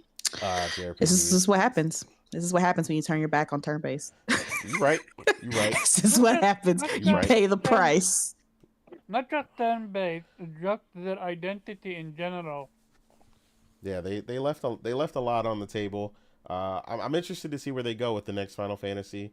But yeah, right now, man, I it's looking like the You yo, passing know of what the I say? torch. I say forget about Square because they lost. Let's talk about let's talk I about Yep. think it's the gonna be full amazing blown action. reveals that we got at the Yeah, Yep. Oh, Game of we the Year gonna talk. Awards. You wanna talk about that or talk about Astrobot winning GOTY? How deserved? yeah. I mean that's the last one we'll go over. Uh, Oh, okay. but yeah, no, I mean right now, like we'll go over that and then we'll go to the reveals. But yeah, this was for me in particular. Uh, I don't know. I was still on the fence. Like, I was nervous about this win. Obviously, Jeff really built up the whole DLC thing for Erdtree. You know, like this was the most ridiculous, Mm-hmm. controversial thing ever. No other award show, for the record, included that in their game of the year. They all had separate categories for DLC, as it Mm-hmm. should be, by the way. Even if it was my favorite game, I do not care. DLC should not be nominated. I'm sorry. Like, Yeah. it just... Even the Muppets And agreed it with still you. didn't win Yeah, anything. exactly. The Muppets were talking. I need them to come And back it- next year, bro. Yeah, the Muppets Yeah, were great. and it still didn't win anything. What was the point? I mean, it got nominated, but yeah, I mean, but it definitely got it just should. nominated, but the game it got. I still think that the zero. people who were voting wanted it in the category. wanted I it think in the that there, I think category, there was yeah. enough people that are on the voting board that asked Jeff to put it in. I think that's just what it was. Yeah. But let me go ahead and take my L and give that W to Weeb, okay? Because he called it. He had faith where my faith was lost, okay? Because I thought, like, just like Nate said, that they were really pushing for Baldur's Gate, the DLC to Erdtree, to be game of the year. I was like, wow, they're doing a lot. They're making a new rule. They're adding it to the nominees. Like, Mhm. they're doing a lot, and I'm like, it seems like they're trying to set this up. Not Elder to- Gate, Elder Ring, but continue. Oh yeah, my bad. Yeah, it seems like they're doing a lot to Justify this. exactly, to justify, and they're like they're setting it up to be the next game of the year. So I was just like, I just said fuck it. I guess Elden Ring's gonna take it. It's cool, Yeah. I guess, whatever. You Yeah, I was just like, whatever. But no, Astrobot came through and took it. I mean, it's not like I didn't think Astrobot deserved it. I just thought, they're doing a hell of a lot for this damn DLC for no reason. Yeah, But yeah. So, but yeah, shout out to Astrobot because they came through and they got that deserved win. We called it. He said, I lost faith, and he was right. I did. I mean, I didn't see the light. I didn't see the light. You. I apologize. Yeah. Apology accepted. Oh, thanks. Both Astrobot and Metaphor were literally neck on neck with the amount of prizes that they have won. Yeah. But still, But not the one that mattered. And we didn't realize that it can actually win. Because when you think about it, the juggernaut that it stood against. Well, what do you mean we? He said, "Don't include me in that." I'm gonna exclude you, Mr. Right, and say me and Nate and Morgan, and I'm pretty sure Nelson as well. Nobody believed it had a chance to win. But go ahead, Mr. Right. I'm correct. But I think the lesson learned here is never bet against Weeb. Yeah, I definitely learned that lesson. man. Never again, Weeb. The same was how Yakuza Game of the Year yet. No, Yakuza Listen, that's his game of the year. What's that? That's fine. What's wrong with that? I said Astrobot was my game of the year. yeah, he did. Weren't you paying attention? She gave me your flowers. So I do wish though that like the other show that we ended up watching, Morgan. Oh that yeah. They showed us the order in which everything was running Yeah. up. Because I appreciated that. They did a countdown, like, okay, here's number 6. Out of the list, 'cause they had a long list for nominees for Game of the Year. I think it was like 12 or something like that. It was long. And then they just did like the top 5 or top 6 or something like that. And they said, this is the number 6 game.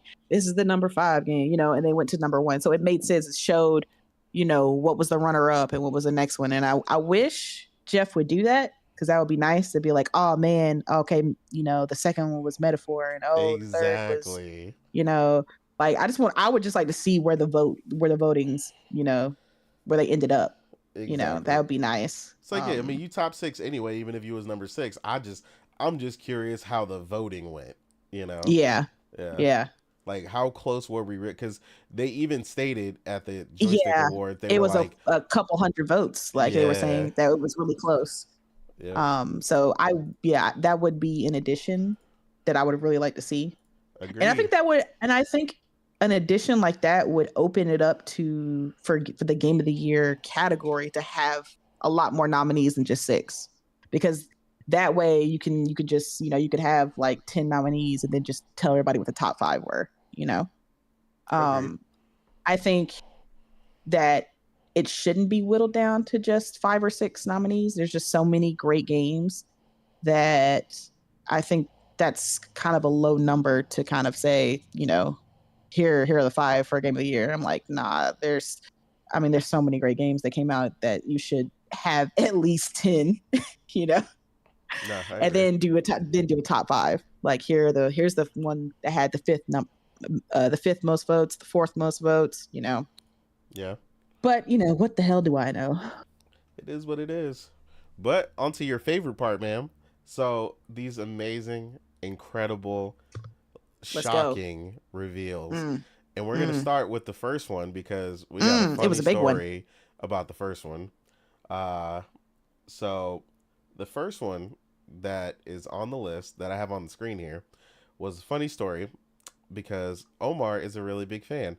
And he was he was the last person to realize what it was, which was hilarious, which is the announcement of a sequel to Okami, and I don't want to mess up his name, but also the return of, is it Hideki? Kamiya. Yeah, Kamiya. Yeah. Yep. So yeah, that was massive. This game came out of nowhere. Wait, hold up though. How was I the last one You were the to last. realize that? You were Yeah, you absolutely the were. last. No, I was. Yes. I was in disbelief. Yeah, I yeah, didn't yeah, want yeah, to yeah, believe yeah. it. Bullshit. I didn't, cause he said it. I don't know if you, cause when Jeff Keighley started uh, to hype it up, he said it. The star needed to align, and it did. Cause the story Mm-hmm. about how this And then you game guessed came, what? And then when after he gave that and said that, what was your first guess, Omar? my first guess was I'm expecting the rumored Half-Life 3. No, no, no, no. And That's not what you said. What I what was literally the said that. words that came out your mouth when you saw this trailer? Okami. No. The first thing you said was Ghost of Utah. That's what you said. He did say I So that. you heard He you did heard say that that. that speech about how the stars had to align, and your guess Yeah, was I the was like, Ghost okay, sequel. I'm gonna guess because it became Japanese S. I'm like, But go? why No. would the stars have to align for that to happen, though? That makes no I sense, mean, Omar. I was just in the moment. Exactly. Exactly. But when did you, Dumbass so like, guesses. when did you guys realize it was Okami then? They realized When it I like heard the within the first 10 fucking seconds. note. Mm-hmm. Yeah, I mean, What? basically, whenever like this part right here on the screen, where it's like it's turning like black right here, and like the moment that happened where he ran through the area right there, it's still Yeah, black. I I'm thought that Okami, but I didn't want to believe it. Ah, man, whatever. yeah. I'm like, if you go, I literally watched close to 50 reactions just on YouTube alone, and some of This them, man say ghost. some of some of them even realized it earlier than me. Like, but others literally, Which is everybody because she didn't realize it until we told you to. Man, come on, come on. everyone, Stop the bullshit, everyone, Omar. I should have everyone, recorded the chat because y'all would have got a blast out of that. Mm-hmm. the second that weapon started appearing on it, not back, upside, that's when Mm-hmm. I'm like, oh shit, that's actually Okami. No, And it's the that's back. when I lost That- my shit. And I knew it's gonna be a sequel even before saying it's a sequel, cause otherwise, why would the fuck would they hype it up like that? And then we find out that Kamiya is back. Wish. Mm-hmm. I only have one wish. I'm not sure if it's gonna happen because I know she started her own studio and busy with it. Hmm. Iki Nakamura, um, from the studio Unseen. She is one of the either lead character design or one of the character design for Okami. So a question: is she gonna join to help, or she gonna still do her own thing? I mean, I think I That mean that that she's the head of her own studio, so I mean, yeah, but she has been tweeting a lot about it. That's true. yeah, I'm sure she's very excited. Getting to Mm-hmm. see it come back, and Mm-hmm. devs get surprised too. They're not all Yeah. knowing, so she But got to be just as surprised. but it is kind of funny that Kamiya left Okay, so Platinum Okami, Games. No, hold on, Omar. I'm talking. I'm speaking. yeah, wait, Um, that he left Platinum Games, and I think now created a new studio that's now working on Akami 2 called Clovers. Um, I think, which is also the name of the team Clover, that created Okami uh, during his tenure with Capcom. So sort of went full circle there, which is kind of yeah. interesting. So not only they started their own studio, they're actually allowed to borrow the Capcom IP. Like that genius, because apparently Kamiya left on a terrible what you call it note with Capcom. So if this can happen, Well, well, no, to he to only to be to be fair, Kamiya is not the easiest person to work with. I imagine that that man blocked you if you talked English to him on Twitter. Yeah, I did hear about that, Oh but but no, yeah, yeah, I tested it. yeah. Okami when, too. when If when you when he never released Babylon's Fall, like I was not gonna let him get away with that. Okami too, I'm still shocked. Yeah, I actually lost my voice at the what you call it showcase as because you should. it's too surreal to be a genuine thing. Cause oh man, dude, amazing moment. What a happy moment to be a gamer. So Yeah. another big reveal that happened that none of us definitely did not see this coming. And I mean, honestly, I expected the Omar to drop his headset and jump out the window and just start doing backflips. That's what he should have been doing, based on the way he talks about the person who was the head of the studio and them returning and the games that they've done, which was Project Robot getting shown and the return of the head of the studio for Studio Japan. Um, so this game getting revealed from the creator of Shadow of the Colossus and Ico and The Last Guardian came out of absolutely nowhere. I did not see this coming at all. This was incredible. As someone who's a big fan of Shadow of the Colossus myself, um, this was a massive one to get to see this. He always has this crazy artistic direction, which was Yeah. very evident in this, in this snippet that we got here. And just this alone was really intriguing, right? He always melds these different worlds together. In this one, you can see the very tribalistic, almost like Shaw or whatever that's over the individual, but then all this mechanical going on, and then whatever's in the distance that's coming and uh, on the horizon that you get to see for a moment before what looks like our protagonist escaping here. It was an incredible In trailer. in a pilder. Let's call it what it is. In a neck. Is it our protagonist or is it just choking in the walls? Cause it seems like even he is got caught in that explosion or whatsoever, and he He might be literally dead. escaped, Omar. Yeah, he escapes. Oh, Huh. you, But how? He has a I pilder. I I remember seeing him getting Yeah, caught by that you're talking explosion. about the end of it because you just see white is what it is. Like you're not really sure what happens. But yeah, that Oh was yeah, that yeah. Yeah. But this one, I was excited about it, but I was more confused because I thought he was the one that created that just released a Slitherhead. So I was confused if my information was incorrect, at least from what I've read. So, Well, but yeah, no, I'm equally excited about this one Yeah, because this I love was Shadow of the Colossus. I love Ico or Ico, whatever you wanna say it, and despite its flaws, I even love the Last Guardian. yeah. No, I think he's definitely. one of the people that also made Rogue Galaxy, so maybe no, we're not gonna get another Galaxy too. That's a pipe dream. I know. Uh, no, you're confusing him with Toyama, who did Gravity Rush.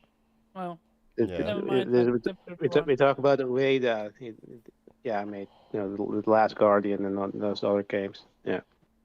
Now this one that came up later on, I know was a big one for Morgan, as a massive fan of the Hazelight Studios and their creator and director, with Split Fiction finally being shown, as she was excited in the chat, getting to see Absolutely. finally what they were working on. After getting to see it, how do you feel about this game, man? Yeah, well, I kind of figured, it was about time for them to show. And, Joseph has been hinting that, they were going to show and reveal their new game. So I pretty much, knew it was going to be here. And then obviously, like the day before, they confirmed that they were going to show up. So I was hyped. But yeah, we finally get to see Joseph and Hazelight Studios' next project. And yeah, it looks fantastic. Phenomenal. If anybody's a friend of It Takes Two, right? I think it won Game of the Year 2022, I believe, or 21. Can't recall which 21. year. 21. 21. Okay. They just showed it on the screen. Oh, okay. Continue. But yeah, fantastic game. It's one of those games that kind of capture, what we felt playing games growing up.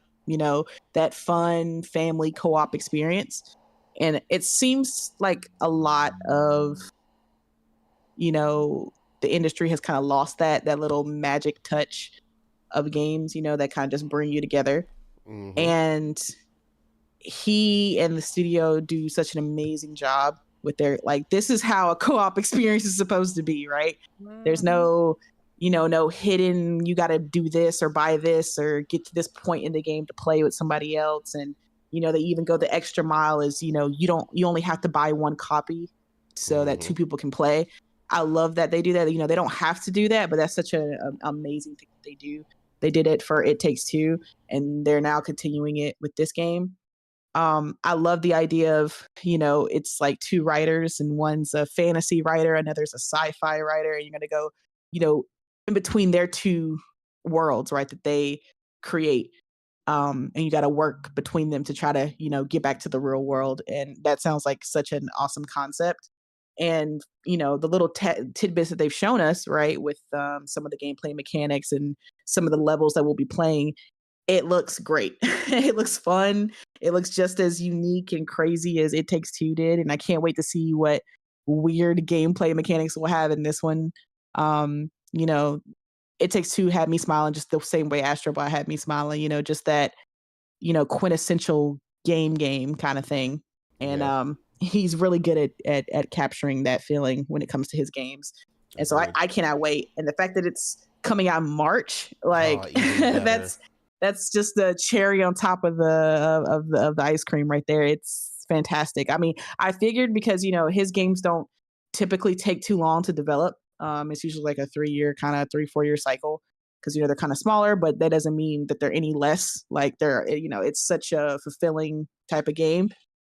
So yeah, I am absolutely ecstatic. Everything he showed is great. And I love the way he narrates his games. It's always so funny. He always has such energy when he's talking about his games. It makes you want to play him even more because I just love his personality. It's very outgoing.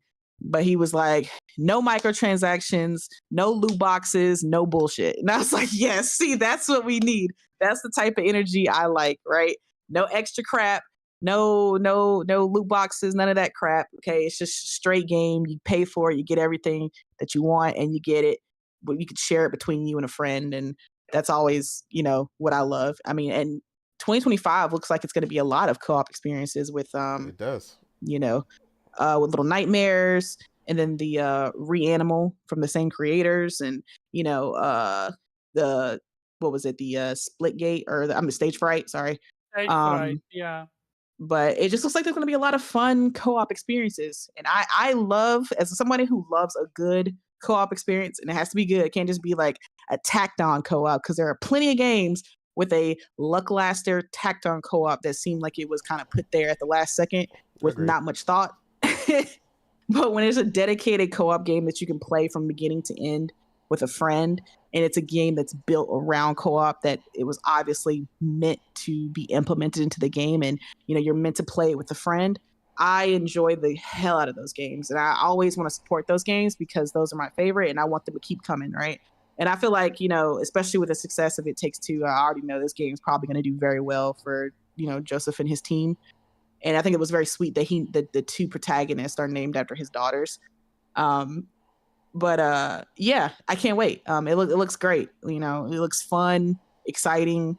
I'm sure like I said, I'm sure it'll have some crazy gameplay mechanics that'll keep us interested. And, the flexibility of the two worlds will, keep us, entertained. So I can't wait. Agreed. No, yeah, I couldn't have said it better myself. I mean, this game has me incredibly excited. I mean, you had to drag me kicking and screaming at first, I think that was the first game we played together too. I think it was our first co-op game was It Takes Two. So yeah. Yeah, so I finally relented, and then I enjoyed myself. The thing about it, Nate, is he's not a platform gamer. So anytime you try to get him to play, anytime you try to get him to play anything that has any platform or anything, he's just like, nah. But there's always exceptions to the rule, right? So when I finally got him to play it, he loved it. He couldn't put it down. He kept wanting to play because it's just, the way these games are designed, it's just really fun. It's made for anybody, right? Mm-hmm. So he enjoyed the hell out of it. So yeah, we're gonna be playing this one too. It's gonna be fun. I know he's a sci-fi nerd, so I know the idea of playing in some sci-fi worlds is his cup of tea. Absolutely. I mean, he's also a fantasy nerd, so that too. So it's giving him the best of both worlds. Yeah. So in keeping with the co-op theme, we'll talk about the next game from the creators of the game that breaks up many relationships and many friendships, from the creators of Overcooked. And I love Overcooked. It's another game I forced Nate to play. Yeah, I got in trouble many times in Overcooked for burning the burger. Listen, Overcooked will ruin friendships, okay? Like, listen, if you have friends, like, I think it's up to 4 people can play. It is. So if you have friends, Overcooked is definitely that game. And I think it was one of the games given away in PS Plus, I believe. I know. Yeah. And it's just you're gonna be yelling like, yo, don't overcook the burgers, throw me some onions, throw a tomato at me, like, it's real fast paced, real moving. You got to get that food out. It's a really fun game. So if you haven't played Overcooked, please give it a try. It's in PlayStation Plus, and I think it's probably in Game Pass too. So yeah, that was an incredible one. Now they bring us more co-op with their new game, Stage Fright. Give it to me. Pulled up on the screen here. We had no idea what was going on at first. The reveal was crazy on the stage, very E3 like. When they shut down the lights. The little E3 co-op, but we had no idea what it's gonna be. I do like the main characters though. They're quirky. I don't know if they were a part of Overcooked. No. But they look quirky. No. This is completely different. Okay. Yeah. The little jab at E3 they threw there in the trailer was funny. Yeah, this never would have happened at E3. Oh, and they're showing so much gameplay. Yeah, it was a funny little trailer. We didn't really get much of the insight of what actually it is. It looks like kind of like it's taking points from It Takes Two, like, you do things. It's a 2-player co-op situation where you kind of do things to help out your player. Like when they were running away from the monster, one girl on one screen hit like a contraption to open the door for the girl on the other screen. So it looks like, you're kind of helping your, your co-op partner out the same way you do in It Takes Two. So, hey, if it's following that formula, like I'm always a fan of when, game developers follow formulas of other games, like, if something's good, take ideas from it. There's nothing wrong with that. As long as it's not a 1-for-1, like, if I love that other games are inspired, other developers are inspired by other games. That's kind of the point. So if it's, taking some of that formula and capturing that co-op spirit that It Takes Two has, I will definitely be down. Especially it does like, look fast-paced, though, at least from that one sequence. So I'm yeah, curious if it's the entire game gonna be fast-paced or if it's gonna give you room to breathe.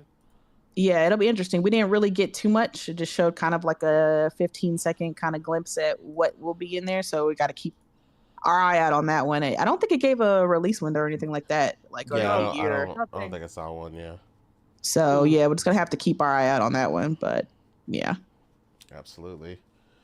Uh, so some other. I mean, honestly, there were so many. This Yeah, one let's was talk this. about The Witcher. I highlight Yeah. two because I know you're not gonna touch on them. Wait, what? Can I highlight two? Because I know you're not If gonna you touch say on them. something that I'm going to bring up, I'm gonna kick you. Go. Okay, I'm gonna bring up Ninja Gaiden. It's literally on the trailer, but yes, go ahead. Oh, that was a pre-show, so you have stuff for the pre-show. Yes, but go ahead.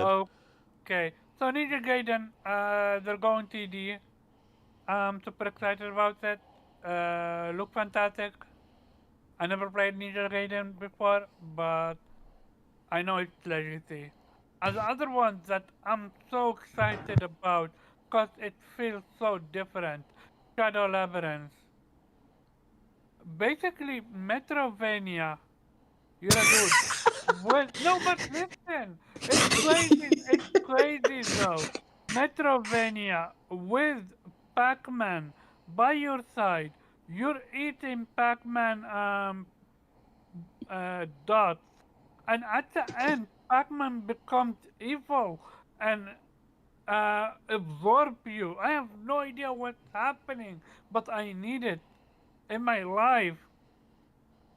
That's the game that's inspired by the show on Amazon. Secret level. Secret Levels. That's what it's inspired by, because there's a Pac-Man episode with that same character. It's inspired by that. That makes a lot of sense. Yeah. But yeah, that makes sense, Omar, for you because it's I have- Metroidvania. So yeah. Yeah, I'm I gonna say have yet- this man, anything Metrovania, bro, start drooling. Yep. No, I have yet to watch any secret level stuff. I'm waiting for it to be completed and then I'm gonna binge it. There is no wait. It's all out. Oh, it's all out. Then I will see when and see how I can have access to it because I do need it in subtitles. Yeah. But yeah, so Secret Labyrinth, Shadow Labyrinth was a phenomenal reveal. And the item on the cake is Dave the Diver. I'm not sure if it's two or just a different area. They didn't really explain it like that. It seems more like a DLC or expansion. Oh, DLC, yeah. Yeah, Dave the Diver in the Jungle. Wait, Ninja Gaiden is not 4, right? This was just No, he's just saying it's happening.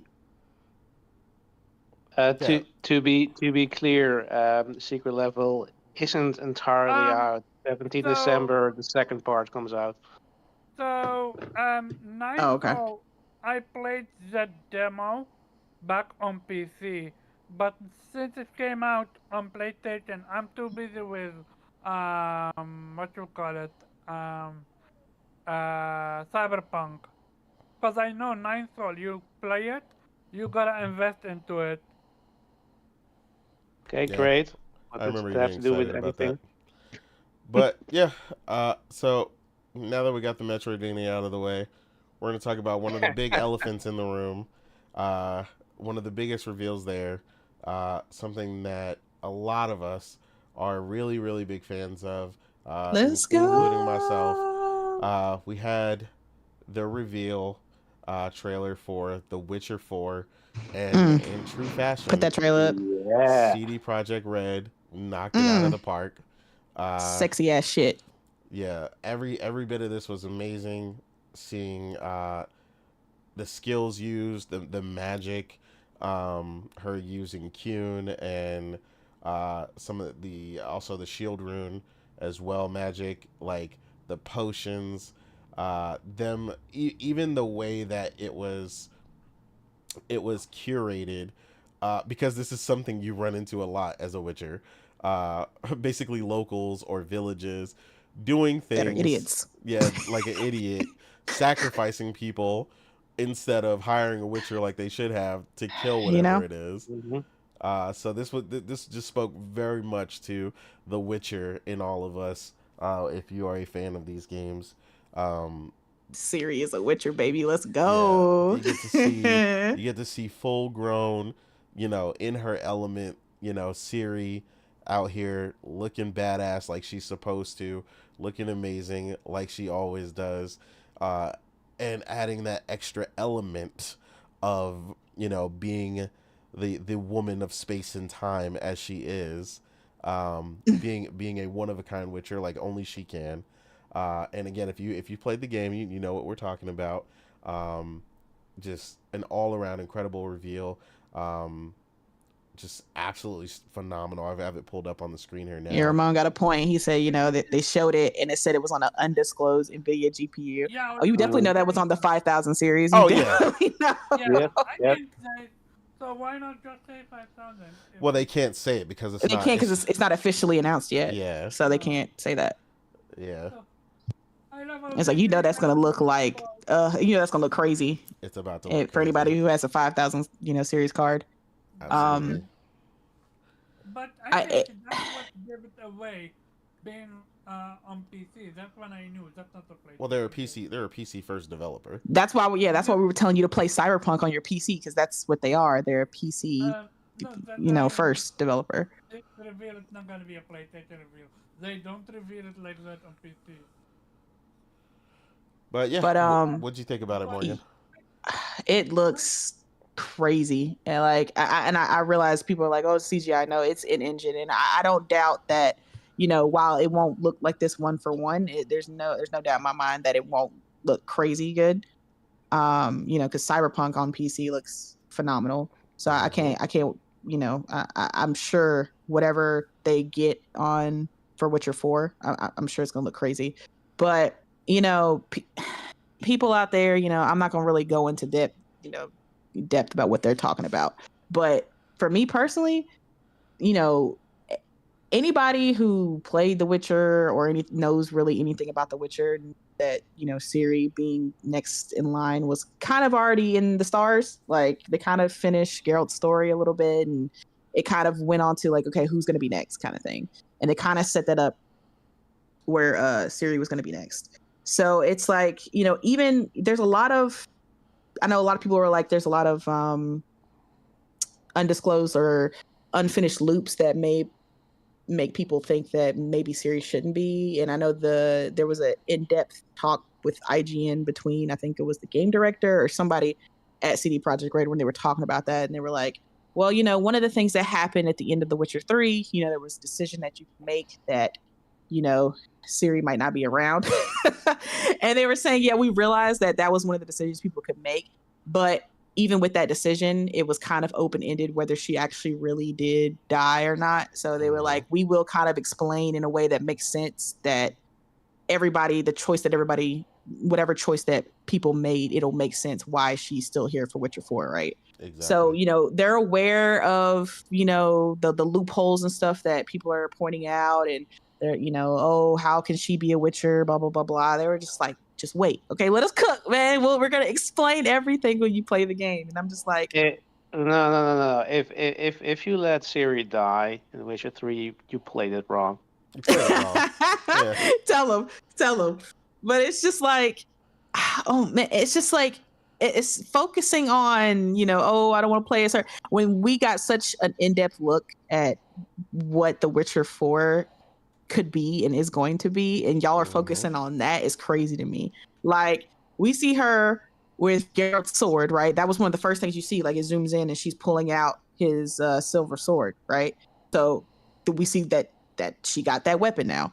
And her, when she goes into the scene where she's fighting the monster, right?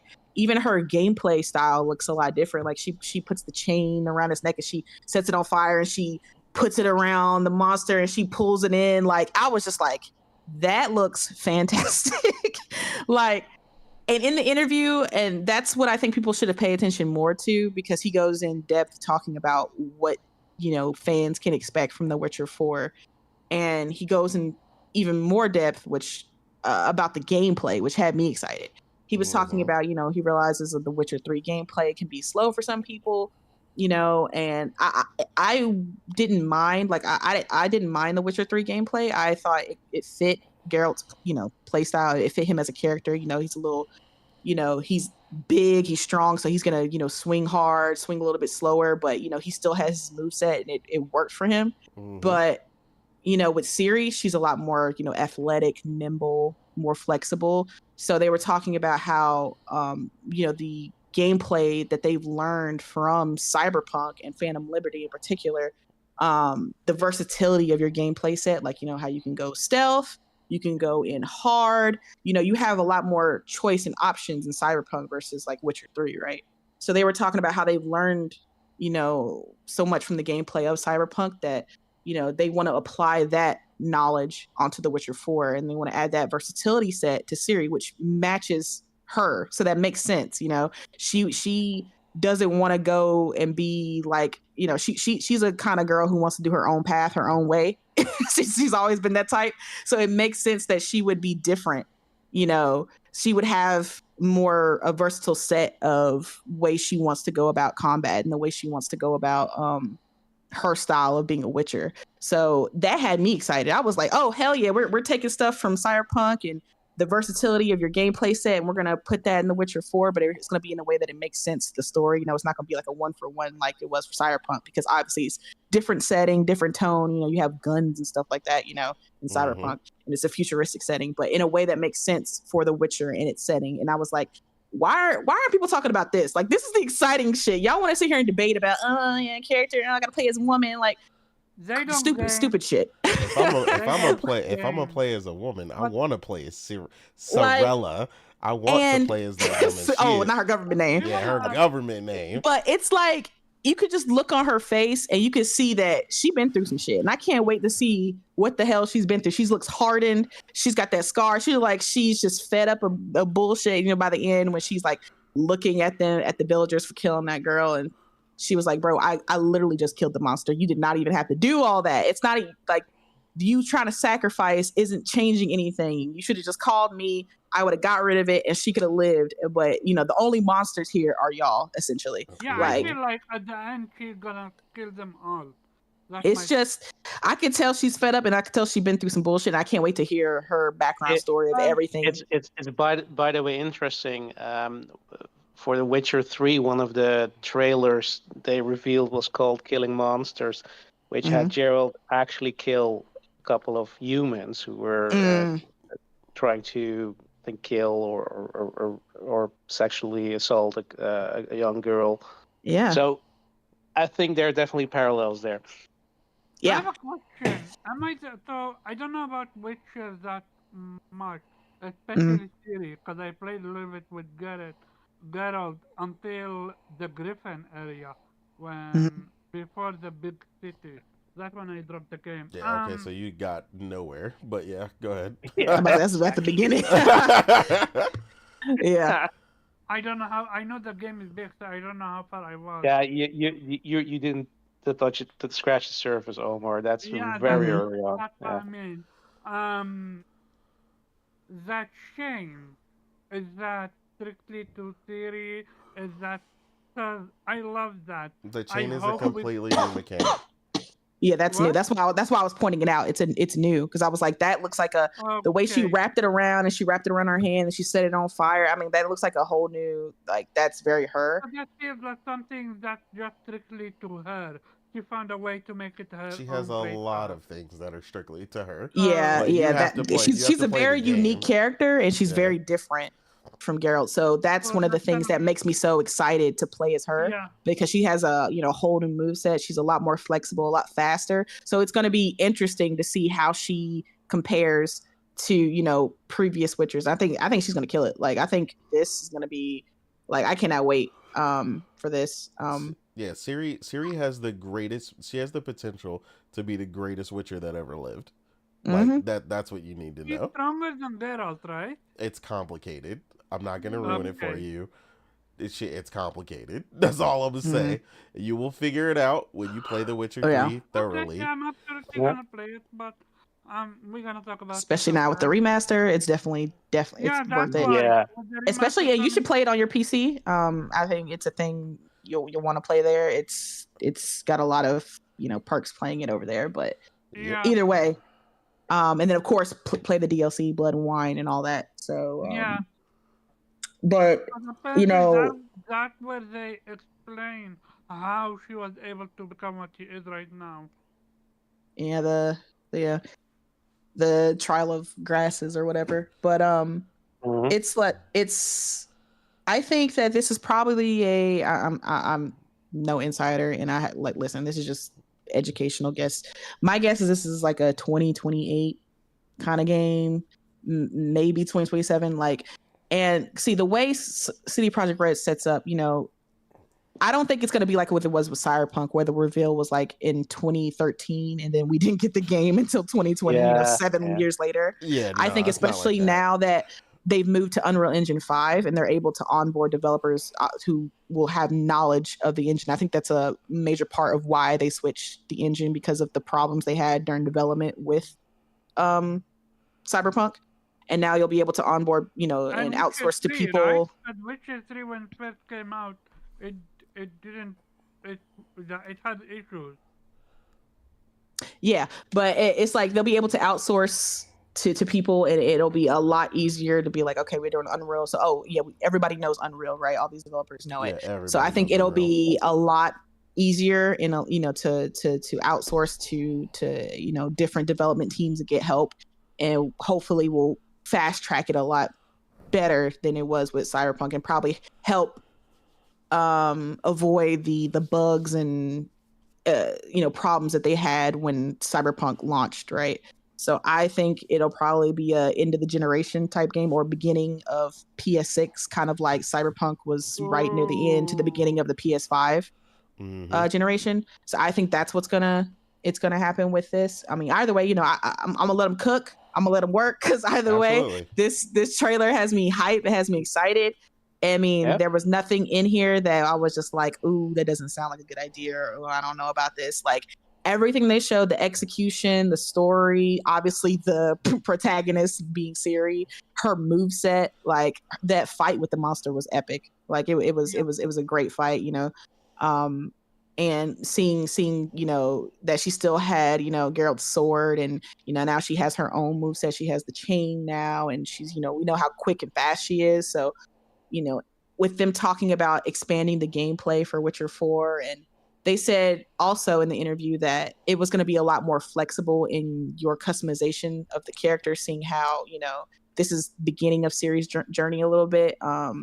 She's not as old as Geralt, so she's going to be still figuring out who she is as a Witcher. So that means player will have more choice and flexibility on who she is as a player. So I was just like, that sounds fantastic. I can't wait to see the choices and everything that we get to make for her, and in her journey. How her story starts and where she plans to go and how she deals with being a Witcher. I think that sounds fantastic. It sounds like, I don't want to say a breath of fresh air, like The Witcher 3 was bad or anything, but I just love when we get like a new chapter to a game, and this is like a new chapter with Well, Ciri is Oh leading yeah, the it's helm. something your fresh. excitement for it is exactly what I was trying to relay when I was talking on Brap to them and stuff. Because like Mm. I get like people want to be reserved because like some of the bugs and stuff, but Oh yeah, again, yeah, the thing that we talked about on the show prior, right, when we were trying to explain to Omar that even when Cyberpunk launched, the bones, the game that was there was still phenomenal. They just yeah. had to work through the bugs and the glitches, which is Absolutely. something we obviously hope that they clearly learned their Avoid. lesson on. Yeah. I think the I think they did. higher ups I learned think their lesson for sure because it was I really think their pulling fault. the game from the PlayStation Store and the huge backlash they got, I think that was a wake up call Mhm. Absolutely. I I mean, for hope them. so. they lost You know, millions of dollars. millions. Yeah, that was a big hit. That's like something unprecedented that I don't think ever has happened before. And I think, they were like, okay, well, we need to get our crap together. And I think that's one of the main reasons why they kind of switched to Unreal 5. I think that Oh, Unreal yeah. 5 has its issues, but, it's a lot more of a universal language when it comes to developers. So It it'll be is. a lot easier for, everybody on board to kind of get on the same page. And they were also talking about that in the interview about how they've divided up the development team into a better structure so that there's no miscommunication among the teams, Mhm. and that it'll be a lot better and a lot more seamless development time than it was with Cyberpunk. So I was Yeah. like, that sounds great. You're saying all the things I like to hear. Now, of course, Absolutely. at the end of the day, like I said, like while I'm excited, I'm always going to be, I'm not just going to give out my money for free, Oh yeah, just absolutely. because it's CD You're gonna Projekt be Red, right? cautious. You always got to be cautious. You always have to make a decision best for you. And I could absolutely understand if somebody was just like, I'm not going to do it day one. I'll wait. I'll see the reviews. That's as you should. You're a consumer, right? You should make proper decisions based on, the information that you get. So yeah, I'm going to be cautious as well. But I like you said, when it comes to Cyberpunk, Hell no. I'm getting it day one. Yeah, I mean, oh no, I'm getting it day one. Yeah, But day I'm one, saying my ear's gonna be to the street to see how how it is, and No. I don't need to see any reviews. I'm gonna see her as soon as I it feel comes you, out. Wee. I feel you because this Yeah. is like I'm saying, like everything here is checking the boxes for me with the trailer. Like it sounds absolutely fantastic, and like I said, when it came to Cyberpunk, even though people were saying it was broken, I bought it anyway. I didn't give a fuck. I mean, you still beat I it. bought it day one, and I You're still beat enjoying it. it, yeah. Every single time it crashed, I turned that crap right back on. I didn't care. Yep. And that's the thing though, because it's like Nate was just saying, as long as the bones are good, the game is still good. It's not like if a game's Redfall. terrible, if a game is terrible like Redfall and it has bugs, I'm not gonna push through the bugs to continue playing a terrible game. And before you come at me and call me a pony, I played Redfall, okay? At least for like 3 hours. I couldn't stomach it after that. It was terrible. it was just boring. It was not good. I said, I'm good on that. But I gave it a chance because I was like, maybe I'm At judging it least you too tried it. hard, and I wanted to try it. But it was terrible. And that's the thing. I can deal with bugs and glitches when the game is good. And the game with Cyberpunk was phenomenal. Like the story was good. It had me on the edge. I was like, oh man, crash. Let me turn this crap back on. Crashed again. Oh, okay, let me turn it back on. Like I didn't care. Yeah. I was fighting like, through I will because not the stop. game. Yeah. I didn't care. NPCs were doing T poses in the corner. I didn't give a crap. Okay, I was playing the How many game. times did it crash on I you? was enjoying it. You said what? How many times did it crash on you? Probably like 22 times probably. Like it was a lot. It was a lot. Every time I got in the car to drive, it would, like when I was going through the city and it pans back in that third person view, that's when it would crash. I think it was just a lot because they're trying to put this, trying to host me driving while the city's in the background. I think it was a lot for the game to deal with, and it would just crash. It crashed on me 5 times so far. That's why. Yeah, But you got other issues going on with your PC besides that. So yeah, I didn't care. I was just like, this this story is great. The side quests are great. Characters are great. It was just I like, but that's the thing. If a game is good, I don't give a crap. And that's how I'm gonna be with the Witcher. Like nothing that they showed in the trailer had me like, no, it was hitting on every beat, every single beat. Even with the girl dying at the end, I was like, oh, that's typical fucking humans. Yeah, exactly. They killed the girl anyway. Typical Witcher humans. Like just being like, oh, well, when she was supposed to die.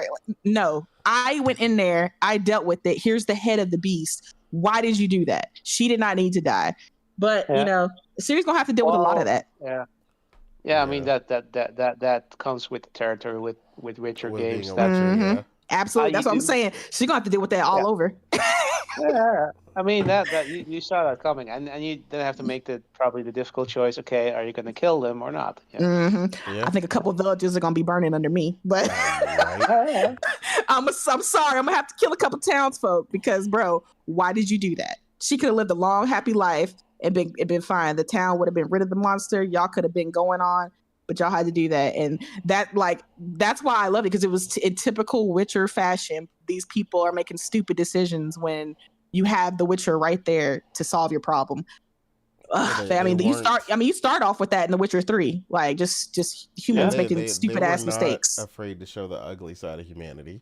And it's Yeah, there. and that's what I really love about The Witcher. Agreed. Yeah, that sometimes there's not the right choice, Yeah. and as long as it's well written, that's great. That's Exactly. Absolutely. how it should be. That part that's the key. Well Yeah. written. There are just some studios that are just head and shoulders above when it comes to well written stories, characters, and world building. It is just some of these studios are on a different level. And CD Projekt Red is just one of them. So some people don't like to admit that, but that is true.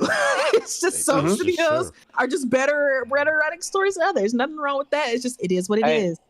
But one thing about Siri being the main protagonist, like, of course we all knew this. This was already leaked or rumored or whatever, and anybody could have predicted that that's going to be the main protagonist of the next game. Even though there's an ending where she dies, but there's always an ending where you have Mass Effect to if you fuck up, everybody dies. So you can do that, but doesn't necessarily mean that's going to be the canon ending, right? But the thing is, like, what would you rather have? That they're just gonna milk the Witcher franchise and just bring Geralt back and have him save the world again, and forever. Let Geralt rest. Like, he deserved it. Like, he retires by the end of Blood and Wine. He is happy. He doesn't need all that shit. Let somebody else save the world for a change. Absolutely. I mean, yeah. So I'm absolutely. This is the thing. Like, sure, it's a fictional character. It's a game. They got to make money, but, like, on the other hand, like, you're invested so much in this character emotionally. You went through a journey, and like this is not like no offense to Assassin's Creed or whatever, but, like, in the end, like, I never had any attachment to an Assassin's Creed character as much as I had to Geralt, just by playing the Witcher 3. Not even what you call it, Ezio? Listen, they wrote him terribly at the end. Okay, so that's their own fault. Not did I stutter, Omar? You do. No, but listen, but they had no respect for Desmond, sir. They had no respect for that character. All right, they wrote him off like he wasn't shit. If you said Connor or even Cassandra, even if I like her, but you again, you gotta play the game to understand what Weeb's talking about. Yeah. The depth that Weeb was talking about, Assassin's Creed just isn't written that deep. Like, it's a great game. It's why they write him off. That's why they write him off, and they don't even care about who who the person is in the Amethyst anymore. It's just like, I don't care. Yeah. They milking the hell out of that franchise now. That's the thing. Like a lot of games, write their characters to the point. Yeah, sure. They can go a little deeper in the character. Like, it's to the point that's not just superficial, but. They will also be quite careful in a way that, okay, we don't want you to be too attached to the character, because indeed, if we shelve the character, they're gonna ride. But B, we don't want them to be at some point question, like, okay, why the fuck are we putting this character that we love so much through this again? Like, when does he get, like, his happy ending? When does he get to retire? Right? And that's kind of thing that you genuinely will ask, with Geralt, and he gets that chance, if you play the DLC, and yeah, like it would feel so unearned, like it's sort of reversing what he has earned, that you Yep. say, oh yeah, but he suddenly decided, retirement is boring, and just gonna come out of it, and Get your like ass back yeah, on Roach. It's time to go. The thing is like about Jennifer like left me, so I'm broke now. She took half my money, so I have to go Not back and Yennefer, hunting monsters no. again. the Yeah, thing about choice game with choices. Every time when they come with a sequel, they're gonna fixate on just one choice. Like for example, Dragon Age 1 to 2, you can go to the bad ending, but at the end of the time, they're gonna go with the second end with Dragon Age 2. hold on, Instead, hold on, hold on. No, yeah. no, no, no, no. Uh-oh. That's the absolute worst example you could pick, Omar, because Dragon Age 1, 2, 3, actually all the choices matter. Like I mean, I can't believe I have to explain this to you, but Okay, every single then choice you I would make take that back. it, Infamous has that difference. That's why. Oh, not To Infamous. me, Oh, man, you made it bring out Infamous. Damn it. oh, fuck. I remember difference between 1 and 2. You can make the wrong choice. I mean the good choice and still get Yeah, um, different ending in part 2. So that's why. So them complaining about Siri, in my opinion, like, dude, it's a shame. the It look happens. look Move look on. the only thing the difference is with The Witcher also had the choices you made in previous games also had, or at least in the previous game, had an impact on Witcher 3. There were significant choices. There's two distinct paths you can take in The Witcher 2, and you can import those choices in The Witcher 3. So in that sense, yeah, you can understand that they would respect your choice in the end, right? And like Morgan said, they might have found a way around that. Like if even Dragon Age had like one character, a companion in Dragon Age Origins, you could actually kill that character, but she comes back in Inquisition regardless of your choice. But they address that. They address the fact, okay, why is this character back if you actually killed her?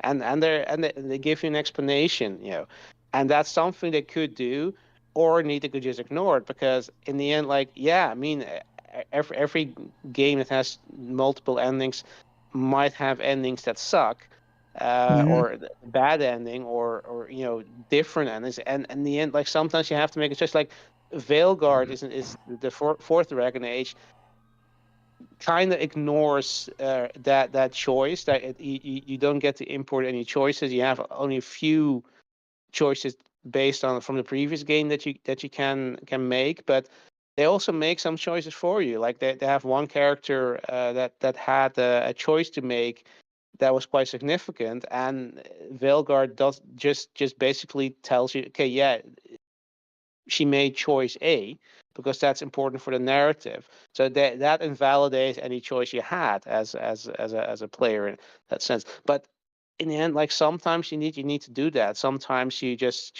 say, yeah, look, and it happens a lot. Like the entirety of Drakengard, the Nier series is based on one ending of Drakengard, right? So which has multiple vastly different endings, but yeah, they say, okay, yeah, that ending is basically the one that happened because we have, otherwise we don't have the Nier games, right? So uh, yeah, it sometimes says a choice I have to make, and the thing is, like, it's not a bad thing necessarily, unless it's one of those things that, like, I do wish that the Veilguard allowed you to make a few more choices than that, because and has more characters from the previous games that could make a cameo or whatever based on your choice. Like Inquisition did it quite well. Like Inquisition had literally had some characters conditional on the choices you made from the previous games appearing. They just had that character appear for a single scene. But it depends on what choice you made in the previous game, which character appeared, and that's amazing that they've given you that much choice in the matter. But yeah, like I said, in the end, it doesn't matter. And again, I'm sure they will either find a very good reason why, regardless of your choice, it ended up like this. On the other hand, it doesn't matter. Like I personally, I'd say I don't think they're even gonna bother with that, because the difference between those choices is so vast that I'm saying like it would not make any sense that they're gonna somehow find a convoluted way how every choice makes sense. Like the same with Mass Effect. Like the new Mass Effect is supposed to be a sequel. Well, they have to then make a choice which ending of Mass Effect 3 was canon. And there's basically, if you can play Shepard, there's basically just one ending where he survives. So that has to be the ending that's canon, right? I know it sometimes to move the story along, you have to make a choice. And like, I'd rather they do this than just him come back with Geralt, like, yeah, and then mention in or have her appear as a cameo or not, depending on your choice. Like, no, let them cook. Absolutely. And they said he's gonna be in here in some kind of way. And my guess is she's probably gonna visit him on his farm or wherever the hell he is, and she's gonna get us maybe some. What? Yeah, that's the thing. What wasn't he narrating in the end? Yes, he was. Yeah. He was. Yeah. Mm-hmm. So my guess is she's probably gonna visit him as, it's hard out here to be a witcher. He can be like, listen, that's why I retired. Like, shoot. And I think it's so funny. And you have it paused on a great part though. And it was just like, people are like commenting on how she looks, and I'm just like, listen, like, oh, she doesn't look like she did back in the day. I'm like, she was younger and she wasn't a witcher. I was like, like, this is a hard. Y'all see what she just went through in a matter of like 15 minutes dealing with this. This is a hard like job. It takes a lot emotionally, physically, and this is the kind of crap she has to deal with all day, every day. So of course she's gonna be hardened now. She's got the scar, she's got everything. Like, she has to deal with humanity's bullshit all damn day. So of course she's gonna look different, and of course she's older now. Like, I think y'all have this concept that women are supposed to look 18 for like the rest of their life, like, and that's real. not. I'm like, I've never seen a grown woman in their life, apparently. Like, bro, like, y'all don't know women, like, especially a woman who has to do this kind of crap. Like, this, y'all saw the life-threatening crap. She almost like, she almost got like, and then she comes back, kills the monster, hands the head over to the townsfolk, and they have killed the girl anyway. This is the bullshit she's gonna have to deal with. This is going to be the only case where she's gonna have to deal with something like that. We're gonna, if you know The Witcher, and these idiots are acting like she suddenly looks ugly. Like, dude, she looks good. You've never seen a woman real woman in your life before. People, be gentle. They have the desire to fuck a polygon. Like, yeah, they went so far. Not only their desire, but also their reality. They truly believe they can fuck a polygon. So have at it. That's what I'm saying. And then they went so far as to, like, freeze frame on her face and like point out the different areas of her face that were wrong, like all her jawline, her nose, her cheekbones. I'm like, bro, what the fuck are we doing right now? Like, are we serious? Like, all I saw was a badass grown Ciri we're now going to get to play as a Witcher. That's a whole new experience for Witcher fans. Why are you not excited? Like, this is the shit that we love. Like, but again, I already know the majority of people who are pointing these out never played The Witcher, never read any of the books. They don't care about the game at all. It's just another reason for them to, bitch and whine about the quote unquote woke DEI movement and all that stuff, and grift. That's all they want. That's all it's about. But, we're not going to talk about them because this is about the greatness that is The Witcher 4 and how amazing this looks. And I cannot wait to see till we get like a deep dive. I love CD Projekt Red always does a good job with their trailers and their gameplay reveals and stuff like that. We always get just like with Cyberpunk, it was like, oh, we got this trailer coming up. It's going to be a 30-minute segment. It was a whole thing, a big deal, right? And I think we're probably going to get the same kind of fanfare for Witcher 4, and I can't wait to see them break down everything that we're going to be able to do in this game. because I know the narrative is going to go crazy hard, and the choices and the spiraling of choices based on what you pick is just, I just know it's going to go crazy. So that was a great first reveal for the Game Awards. Like, I don't think I could have picked a better game to start with, but that was definitely, Jeff did a good job securing that for the first reveal. That was great. He did. Yeah.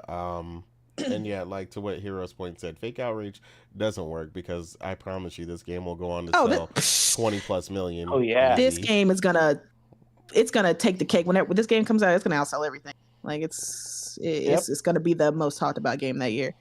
Absolutely.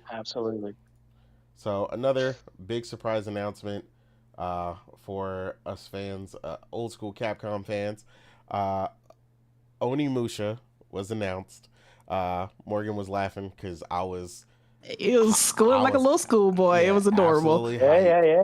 Losing my mind because I've been begging for this for so long. And I even told her when we were playing Kunitsugami how much it reminded me of Onimusha, and like, why won't they just make another Onimusha? And I was like, I heard you. Yep. Yeah, they did. And here we go. You know, they popped up with it out of nowhere. Capcom is bringing out the bag of tricks. You know, they're listening to the fan base, and you know, we're finally gonna get an Onimusha after so long, and so many new fans are gonna get to experience this. That's me. So, when know. did you realize it was on Minutia? I'm curious. I mean, As soon as I saw the wisps. yeah, because Because I've seen a few people recognize it from the wisp alone. Others when he starts sucking them with his sword or hand. well, no, I mean, That's what cemented it. yeah. Mm-hmm. Yeah, I mean that just locks it in place because I mean you could do a lot of things, but I mean if you pay attention there, you're already looking at like a Japanese setting in the beginning. The backdrop is And then, beautiful. like Weeb said, if you know the Wisp, the way that they are particularly showing up here is very famous for how they were in Onimusha, and this whole vibe with the they love like the little angry tigers, the Japanese style tigers and stuff, and then like you said, it just locks it in place fully when you see him, sucking them all in. Like before you can even get the close up on the character, like you already know what's happening. The gauntlet's out here doing its work, and then they just go full in, and you see Capcom Presents, and it just sets it up. But yeah, like you said, my Nostradamus gaming was spot on yesterday. Absolutely. Yeah, I mean, it looks amazing. It looks nice and gritty, like it's supposed to. This game's always been just about fighting, in the trenches against the demons with everything you have, you and the gauntlet, you and your swords, evolving the weapons and stuff. Like, I know you're going to really enjoy it a lot, Morgan, when you finally get to play it. Like, it is, it's unlike anything else, but yeah. I mean, so is this a sequel? Is this a remake? What is it? I don't. Seems to be a sequel. Yeah, it seems to be. It seems to be a sequel, but they haven't given enough detail yet. But yeah, I agree with Weeb. It looks like a sequel. It looks like a newer version of the. From what I understand, it's a different character. Yeah, it's a different character. Yep. Yeah, so I don't know. Like, it just looks. Did they give a release date for this, or is it still kind of open ended? Nothing. No, nothing. They just showed it off. This is maybe 2026, 2027. You never know.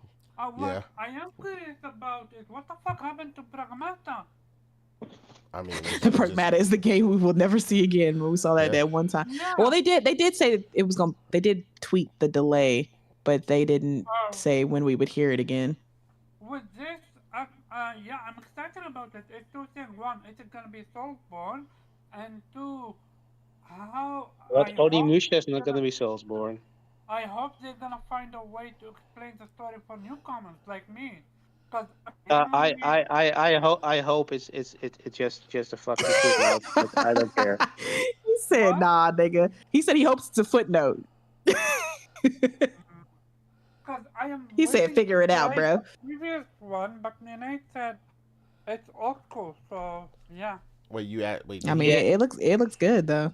I Did like he the ask fighting Yeah, if it but here. was Souls-like? Is it's that what he it's asked? it's not Souls like Yeah, now. it's nothing like that. It's way before Souls. It is nothing like that. Yeah. I think a great thing about this Game of the Year awards is, as far as the reveals goes, I think it did a good job for all the OG gamers out there. I feel like everybody got a game that they've been asking for a while. Like Yeah, now we it, just need the rest of the it felt devs to like, pay attention. yeah, it felt like it was like a throwback. Like here's a game that everybody used to play back in the day. We're making a sequel. Like, oh shit. Yeah, we I definitely got think, by all the way, that. that this say is 2026. It was Did going to be they? coming out. Oh yeah, Oh, it okay. does say it. Yeah, it does say it at the end. Okay, so 2026. Okay. Yeah. Well, I mean, it's your pack, so I'll take it. Well, that's what I'm saying. Like, what I loved about this is this was a roadmap for all of gaming. You know what I mean? This is what I mean Yeah. when I tell people I want the roadmap, right? I already know 2025 is crazy pack. What I want to see what else is, show me the secret sauce, going on behind closed doors that y'all don't want nobody to see. Give me a glimpse. You know what I'm saying? Yeah. You ain't got to show me the whole thing. Just let me see what's happening. And then let me be excited, and then I'll be excited to see it again. Like, I am all for the show it to me 2 or 3 times and then give it to me. It does feel like a lot of publishers are kind of scared to show what's out, what's years away. It seems like everybody's kind of focused on showing what's this year or next year and stuff like that. I don't know if it's just because of the state of gaming and it being such high cost that people are kind of scared to commit. Hey, but with all these revivals, you know what's next for Capcom, right? Wait, what? You talking about Dino Crisis? Dino Crisis? Yeah. Yeah. Oh man, the game that they refuse to recognize. Yeah, I agree. This would have been the perfect they shouldn't be perfect scared. place to reveal Dino Crisis 2, just with everything getting revealed. Absolutely. Yeah, but I agree with Hero. Like, they shouldn't be scared, man. Like, you've got a ton of stuff lined up and coming out already, right? Like, they've already got Monster Hunter at the beginning of the year, so on and so forth. Oh yeah, like, that's a big one. Yeah. You've got a lot of stuff lined up. Don't be afraid to give a glimpse. Like I said, you ain't got to give a lot, because I know how gamers are. Like I said, I get it, and I told people there was going to be consequences for us getting that really early footage from Cyberpunk, because people would not shut up. I really wish they didn't do that, because I was waiting. We were waiting what 10 years essentially, or 7 years. So it was a long time. I was just like, dang, every year. And then every year they said it was coming out. It was another delay. I was just like, oh my God. Yeah, and I mean, I begged for it, but I knew I could handle it. But my biggest thing is like, what? See, I ain't got no patience for that. The reason, well, no, I don't mean the waiting. What I mean is I can handle seeing stuff early, the way that journalists get to, because when it was curated the way that it was, this is early on, this and that. What I'm talking about is not the wait. I'm talking about what you see is subject to change. Oh, right, the improvements gamers, and stuff like that. Yeah, gamers cannot get over that. Like, they are still complaining about not having the wall running thing. Like, I'm like, it was a bad design choice, and they scratched. I was like, this is why we never get stuff early on, and then when we do, it's always super, super short like this, because they don't want to give you anything that they don't know is going to be in the game. I keep saying that's why developers don't want to talk to us, man, because we are like the most nitpicky ass group. Like, absolutely, if it doesn't match exactly what we want, then all we do is bitch and complain. I'm just like, can y'all let them cook, please? Like it literally, like you said, it literally says subject to change at the bottom of the screen. Okay, so it might be exactly the same, it might be completely different, but we don't know. It's everything's subject to change. Like, yeah, I mean, Hero said it. Most people should not know how the sausage is made, and I get it. Yeah, well put, Hero. Well put. Yep. I mean, you're not wrong. Like, it sucks because when you're as passionate about it and as into the industry as we are, we're like in the middle. We're a highly passionate set of gamers who are not journalists, but we coincide with the knowledge that a lot of gaming journalists have, but we're not journalists. but we're also not just gamers. You know what I'm saying? Like a lot of people are. And then the problem is most people are just gamers. So when they get a hold of certain things that they shouldn't in the development process, it gets weird. Yeah. I remember when the unfortunate Insomniac hack happened, and Yep. they got Perfect all example. that alpha footage of Wolverine. They're like, this is what it looks like. I'm like, no, there's no background. There's literally just cubes and outside like that. Like there was like little just shapes in place of NPCs, and people really thought this was like the final build of Wolverine. People were like, and I'm oh my God, this looks terrible.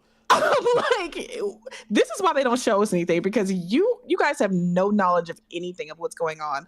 Like, no, y'all do realize that when a game is developed, it's not like they just automatically draw everything the way it is when it's released and then it's done. They're like, okay, guys, we're finished now. Like, no, it's a process of building a game. There's stepping stones to getting a game to its final form. Like, it's not just there day one. They're working on, they have demo builds to work on gameplay, to work on background, to work on, character builds. Like, but again, gamers don't care about that. That's why developers don't talk to us and give us glimpses of it behind the scenes, at least not until after a game is done. Then they might give us like a little documentary or a movie, the kind of way God of War did. But again, that really only happens after a game is done and everybody sees it and it's like, a beloved game, Yeah, I do believe that we have seen a shift. They no longer reveal a game that's 4 years, 6 years, early in development. Yeah, I mean, even Rockstar, we didn't get GTA 6 until last year. Like, for example, Joseph Fares, he could have easily revealed this game last year. But he wanted to wait this year, reveal it, and say you can play it in 3 weeks. Like, for example, Helldivers 2 DLC. You can play it now. Like that. I think, too many people call them out. I think still COVID hit them really hard, so they're still recovering from that. Like, it's crazy, but still happening. It's just the industry have seen a shift. Yeah, I think Hero said something good. He said, as a painter, he paints. So he said, as a painter, I don't like customers seeing my early works or my drafts, because most people don't have the vision. They don't understand what you're doing. Yeah. They see the early sketch and they're like, that's not what I wanted. Like, exactly. It's not done. It's not done yet. It's not done. This is just like the early draft. No. You made it too weird. Like, that's not how it's supposed to look. Like, bro, I promise you it's gonna look like that when I'm done. Just wait. Yeah, that's gamers, man. With Cyberpunk, when they said they showcased wall running, but they had to. Oh my God, Omar. No, I'm explaining why they don't do that anymore, because I remember them getting a few backlash from it. No, Nate already said that though. He already did? Yes, he said he used the wall running as an example. That's what I was trying to tell you. Yeah. But I mean, as someone who grew up drawing, same thing. People used to be like, "What are you doing?" Like, what is that? And then, when it's in the front of my notebook later, after a week of me really working on it and then putting in the shading and all this other stuff, then they're like, dang, that's fire. And it's like, yeah, I know, but you had no idea what I was doing before. And it's the same thing for me early on when I started drawing, when I started learning drawing techniques and other stuff. I used to be like, man, that looks mad weird. Like, learning how people make a face symmetrical. And the fact that they would draw like crosses through the face. Yeah, the lines. Yeah, the lines through the face and stuff. And I hated, like, I've never drawn that way, but I get why it's done that way when you're drawing from scratch, because it's the only way to make certain things line up. The symmetry, exactly. You make sure the torso and the eyes and the structure, all matches up. So yeah, I definitely get all that, but I was the same way. When I first seen it, and then I had an appreciation for it as I got to see what artists did from scratch all the way to now. And then, of course, YouTube, there's a ton of stuff where you can watch somebody and fast forward, create this incredible work of art on their iPad or, Mhm. art tablets and so on. But yeah, gaming is exactly like that because it's an art that's built from nothing. Like you said, there were cubes and placeholders and a bunch of Yeah, stuff in it's that like, oh, this footage. is the final game. Yeah, that cube that's supposed to be the enemy NPC. Yeah, yeah, that's the final form. Yep, that's Yeah. him. Yeah, Like we're we had fighting people cubes. actually thinking that nonsense. And people liked it and retweet. It was getting thousands of likes. I'm like, there's no way y'all are that stupid. Like, there's Man. no way. But then again, I measure people's intelligence too highly. Apparently, I give them too much of a benefit of the doubt. And it's just, this is why they don't tell, like I said, they don't tell us anything. They don't give us behind the scenes. They don't show us early drafts because gamers just go from 0 to 100 and they're like, that's not how I visualized it. That's not what I thought it was going to be. This is trash. This is garbage. And it's just like, there's no point. There's no point in trying to get them to be like, understand the steps, because I mean, I can't be too upset. If you aren't in the know, you're not going to know, but it's the people who refuse to accept explanations and they just want to stay ignorant. And they're like, no, it's not going to change. No, that's what it's going to look like. It's bad. And I'm just like, okay, there's no talking to you then. Okay, you just want to be upset. Cool. That's why I like people who accept their lane, right? Like Yeah. your brother, right? Perfect example. You know when to show your brother something is interesting and when not to. You never show him stuff super early. You're always like, "Hey, look, this comes out in like 3 months. You ready?" And he's like, "Yeah." And that, like, he knows I his sent lane. him I sent him the intergalactic trailer, and he was like, "Oh, that's Naughty Dog, yo!" Yeah, exactly. He was hyped. He was like, "Oh my god!" And I was like, "Yes," because he took my copy of The Last of Us 2 and still hasn't given it back. By the way, he was just like, okay. I was like, he's played it like 3 times. He was just like, I was like, "Can I have it back?" Because I want it back. And he was just like, "You're not gonna play it. Why you need it back?" I'm like, you know what? Yeah. Fine, play it again. But yeah, he's a big Last of Us fan, but he's excited about Intergalactic. So yeah. Absolutely. And which we're going to get to very shortly, but that is obviously the magnum opus. I don't want to do it. We got to save that for last. Oh yeah. True that. I'm going to run through these two quickly because they weren't revealed there, but there was some new footage. Killing Floor 3 showed up and looked incredible. The reason I want to highlight this is because it's the first time the game is launching simultaneously on PC and consoles. The game looks insane. This is the team getting to work with Unreal Engine 5. This team is not new to Unreal Engine, so their capabilities with the Unreal Engine are insane. They get used as examples for a lot of games and a lot of other developers to tell them how to customize Unreal for your own game, right? Like they have a customized blood engine that leaves blood persistently on the floors and all over the place when you're killing all the Zeds and all this other craziness. And this one's just obviously taking it to the top. There's so much happening on screen. There's so many explosions and different things. Like you really recognize it. It looked good. See it. Yeah, it looks like, I don't even play, like I played it, a few times, but I'm not like a constant Killing Floor player or anything like that. I haven't played it in years, but it did look good. And I know Fox Mamba was excited. Absolutely. Yeah, we all went and signed up for the beta. Like I said, this is just head and shoulders above anything on Killing Floor 2. Now, like seeing this, like just this whole image I've got on screen now where there's just like a ton of Zeds. You got the God rays coming through and all this other stuff. Like this is just gonna be insane to just get to experience it day one with everybody. Again, this game is a ton of fun. It's purely co-op. There's a PvP mode. No one plays that shit. I'm gonna be dead honest with you. So this game is purely co-op. It is all about you and 5 other friends surviving waves and fighting Zeds and with multiple different classes. And honestly, they just stepped it up in an amazing way. Priscilla says she just popped in on the perfect part.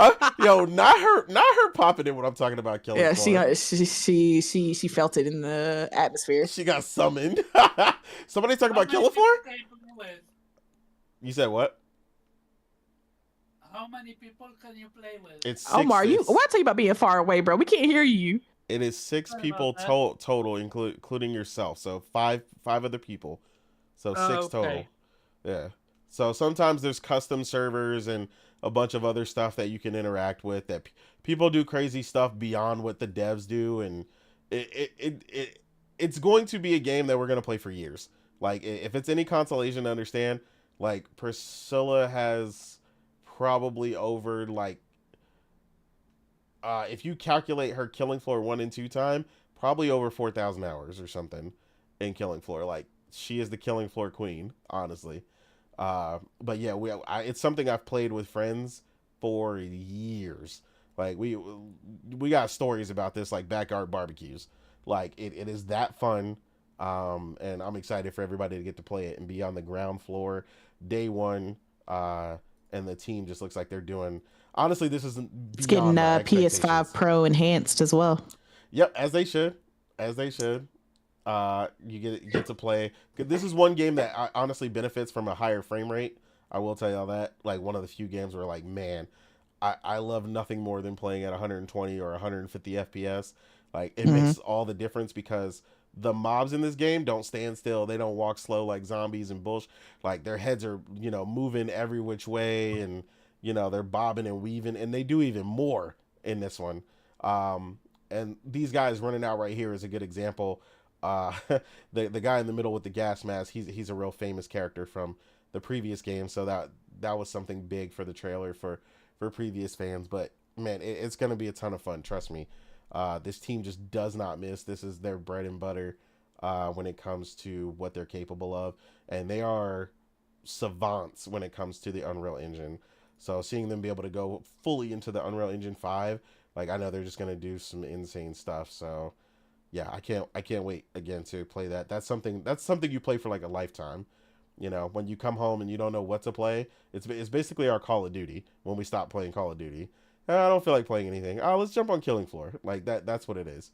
And another thing that was shown there that looked really good, if you guys are fans, sci-fi fans in general, especially role-playing, Obsidian showed off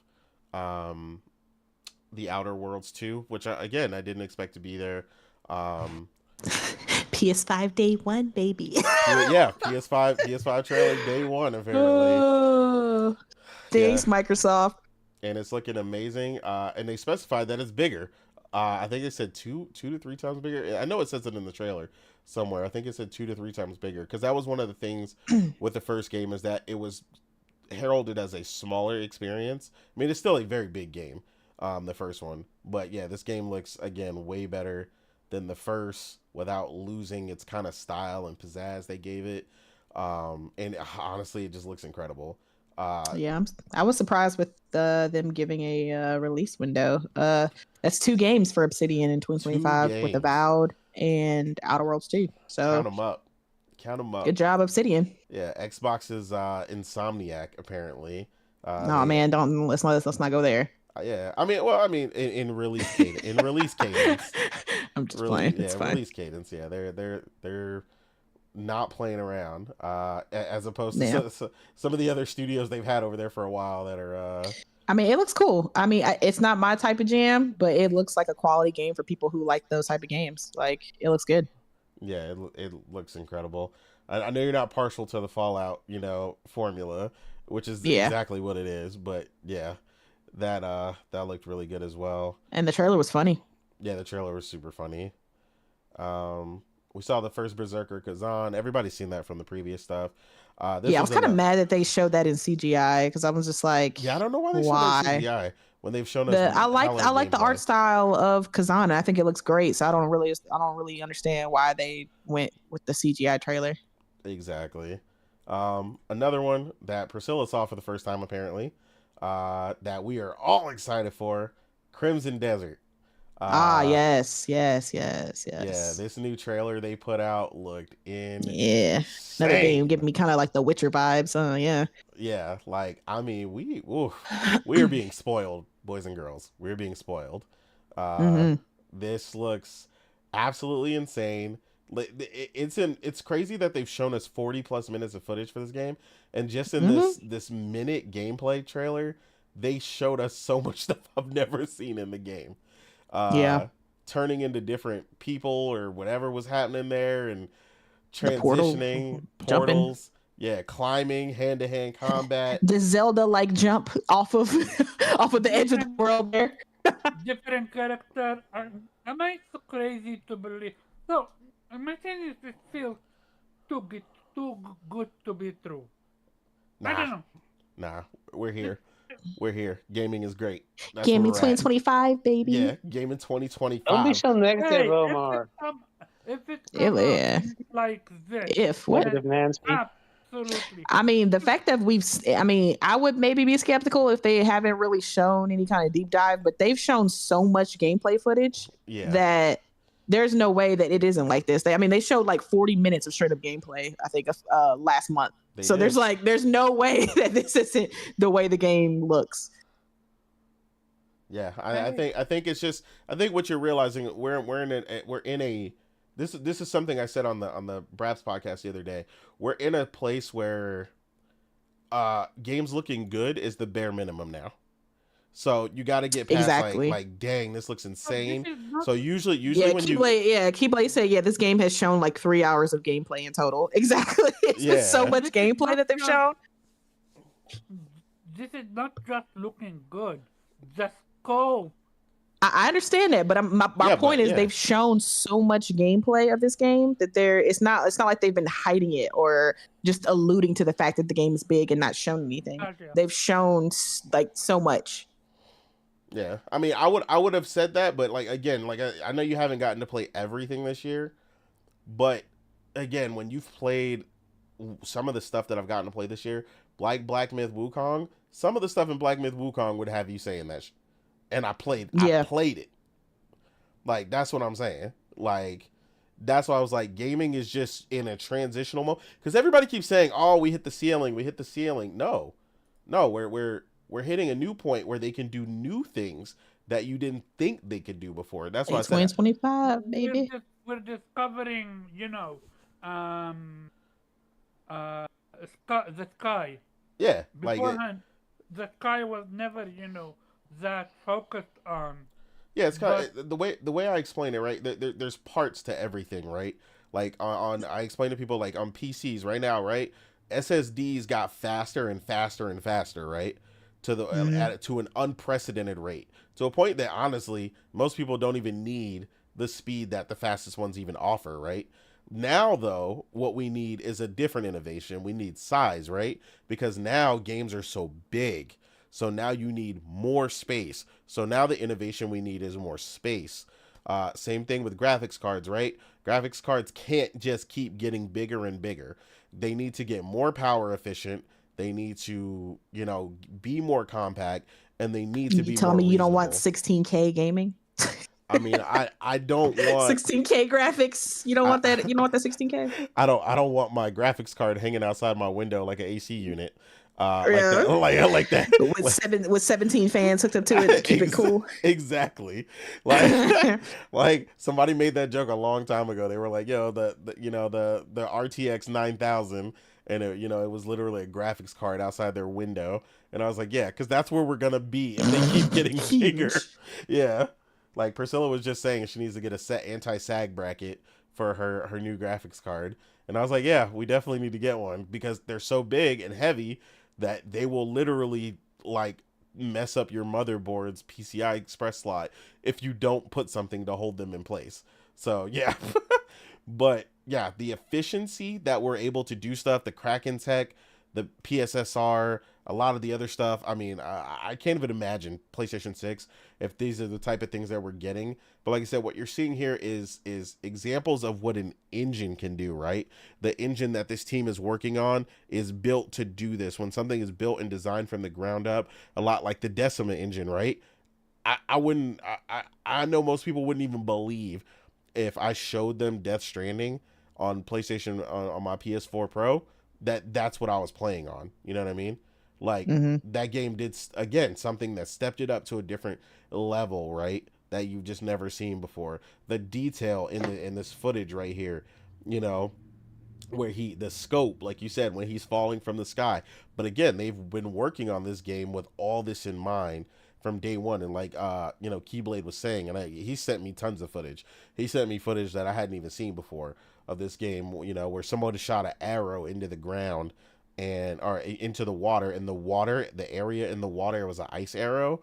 It froze, and you could step on it for a moment, and then it unfreezes because of the water flowing through it from the river. Like, I mean, this is the stuff that we're doing. Like think Zelda, but it doesn't look like Zelda anymore. Like we're bringing mechanics to a whole new level, in a whole new scope, in a whole new way. Like that's where we're at, and that's what's exciting. That's why I said, man, BG commented, I forget his full name, but his full tag name, but he commented, man, I want gaming discussions to go back to the merit of games and what they do to push the industry forward, and giving us amazing gameplay and this and that. And I told him, I was like, bro, you might not have that here, Broken but games HD. yeah, right? broken games, yeah. So he was saying that, and I was like, me and my team have those conversations all the time. That's what we're doing right now. You know what I mean? So I was like, yeah, you just got to surround yourself with the right people. And honestly, I get it, because BG's surrounded by a bunch of jaded, skeptical people who do nothing but complain about gaming 90% of the time, when there's all this amazing stuff on the horizon for us, all this amazing games that we've played this year. So yeah, I mean, I get it, but yeah, man, I mean, this is where we're headed. It's incredible, and some people are going to stand above it, and we're discovering a lot of new talent. Like I said, if you would have told me before Black Myth Wukong came out that we were going to get a AAA talent that was going to craft a game like that I was going to experience this year, I wouldn't have believed you. I'd have been like, what? Like, because China's never done nothing like that. But here we are, Yep, getting out here, getting new talent. I love it. Yeah, the new talent is flourishing. It's incredible. Come out and swinging with Black Myth and Stellar Blade. Stellar Blade. You know, it's crazy how, the first, attempt for a lot of these people in the AAA sector is coming out with like a huge swing and a hit. Like, absolutely. But yeah, and then they're South Korean as well, right? Pearl Abyss. Yeah. As far as I know, yeah, they are. Which is why everybody thought it was an MMO at first, including myself. Yeah. Because that's. I mean, I thought it was too. I think a lot of people didn't. That's why they had to clarify. Like, no, this is a AAA open world. When you told me action that adventure game, I was like, oh yeah. Yeah. Like I was ready then. Yeah. But yeah, and of course, we had I don't think I had the footage for it, but we had the reveal of Virtual Fighter, from RGG. I see you, Weeb. Weeb was like, I'm back. Yeah, we had the reveal of Virtual Fighter from RGG, which I'm suddenly wide awake. Wide awake. Yeah, which looked incredible. I did not expect to see that there as well. But I pulled the footage up here. Virtual Fighter, anyone who's been a long time gamer is aware of this franchise, whether you played it or not. I remember playing it in Kmart, while my mom was shopping at the little Caesars at the little gaming booth. Yeah, the little gaming booth in the back. I would always sneak there whenever we went shopping at Walmart, Kmart, whatever. I knew my mom was gonna be in there for a good 30 minutes. You always sneak to the gaming section to go play games, real quick. Absolutely. So yeah, I mean, this is bringing back all the memories. Weeb let me know RGG, because I didn't know they made one before, but Weeb did let me know RGG has made Virtual Fighter before. So I'm interested to see their take on the current generation with it, what they're gonna do. Already seeing some incredible martial arts here in the footage as they're showing. I mean, I'm really excited to see. It's been an amazing time for fighting game fans as well. Like I said, most of us are renaissance. Yeah, they are getting the renaissance right alongside us, JRPG fans. I mean, the little bit of footage they did show us here looks incredible. They're fighting on screen here, and I was a big fan of Virtual Fighter, like I said, for a long time, and just it looks insane. And RGG is cooking. Weeb is aware of that more than most, and we're gonna go into the other thing that I know Weeb is especially hyped for, as well as Morgan. We were losing our collective minds in the chat when we got to see Project Sentry. Um, this was like, wait, we were constantly, what is, Music was a vibe. yeah, the music was a vibe, the Which whole one? Project Sentry, Omar. But it shows 1915. You get these very old school vibes. They really nailed down the time, Oh yeah. the time frame and stuff like that. Like, it looks The hustle and incredible. bustle of the city. Yeah. As a big fan, once we realized what this was, where was your excitement level on a scale of 1 to 10? 9,000. So when I saw this, I literally thought to myself, Sifu, developers, this is what I expected from you. Yeah, it did give me like the way he was blocking and like kind of the combat would look very cinematic. I was definitely like the way he kind of dodges It there. was giving me Sleeping Dog vibes. Yeah, That was see, about Yeah. to say, this yeah, is as close we gonna get to a sleeping And I'll dog. take it. I'll take it. Yeah. Yeah, Yeah. It's. I don't think it's gonna be directly connected to the Like a Dragon series, because if this was like a historical version, because we had like Ishin, mm-hmm. then we would probably have like the same character, right? But just a different historical character being portrayed by the same actor. So this seems deliberately separate from the Like a Dragon series. You can see it in the gameplay as well. It's not to say that the Like a Dragon series, Yakuza series, can be bloody, but this seems to have upped the ante. It seems to be very deliberately indicating that the character is just killing people left and right. Right. This is a different, because they always went out of their way to make sure that basically nobody dies except for story reasons, right? Yeah. Yeah, Right. I'd except for the say most of the time they just lay down at the end. yeah, The amount of blood coming out these dudes. Yeah, Yeah, they were yeah, not yeah. playing. you can shred their soul and still Look at move this at the shit. end. Like, we didn't die, we're just knocked out. But It's with just a this Yep. one, fountain. no. It's like a and I Tarantino mean, movie out here. yeah, yeah. Yeah, and I mean that's by the way a typical Japanese cinema. No, the gushing blood like that's deliberate. Like I love it. Yeah, but I mean, yeah, we don't know when it's coming out, and obviously it's gonna have this is a working title. Mm-hmm. But man, I'm so excited. It's like they couldn't have chosen a better time period. Like this is like you don't generally see this. Yeah, You you see don't. samurai games, different time periods, usually the Bakumatsu era, but now you have like pre-World War II Japan, where it's just go through Industrial Revolution, and this looks so fucking good, man. I can't wait to play. It's like again, like with anything RGG related, uh, once this is announced, I'm gonna pre-order this instantly, and yeah, day one. Like nothing else matters. I don't care what comes out in a month. If they release a new Judgment, then that matters more than this, but I'm joking. They Yeah, they no, won't they won't this is they amazing. won't Omar, they won't release two games of the same studio simultaneously. I'm joking, Yeah. dude, but yeah, no, real talk, this does look phenomenal. Yeah. And I can't wait to play it. Also, I'm curious if it's gonna be, connected story-wise, or if it's gonna be standalone. What we Like I, just said. like I said, I don't think it's connected to the Yeah, Like a I Dragon know you said series. it, but I'm still gonna be curious. Yeah, and then a couple more reveals here. Like I said, there's so much stuff to cover. Yeah, And for me, obviously, this was big. Finally getting to see Borderlands 4. Uh, yeah, like I said, we finally got to see that, them stepping it up graphically without ruining the look that is known for this series.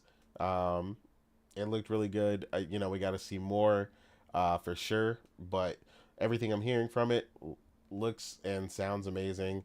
You know, they didn't go into enough detail. If you know, you know. The series is about, you know, always the characters and their synergies, and there are multiple different pathways that you can develop them to build out your character in unique ways.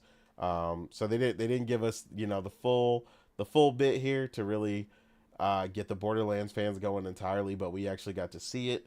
We got to see this major battle going on between what looks like, you know, these two villains. We got to see some of the worlds, which are It's some still of these weird crazy on neither places. side, eh? Yeah, definitely. Um, Yeah.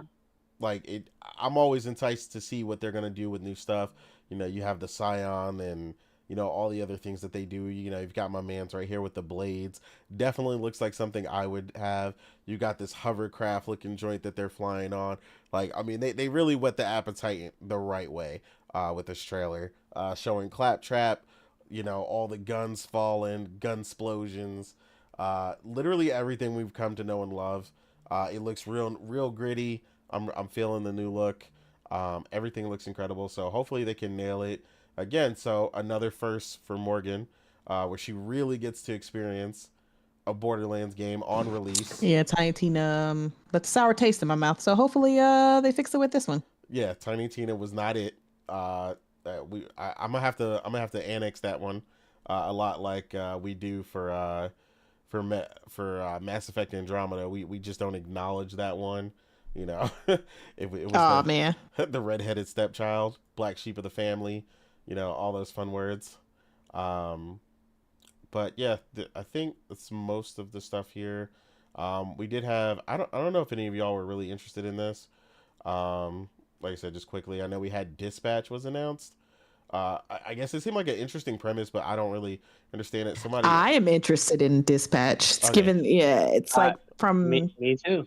yeah.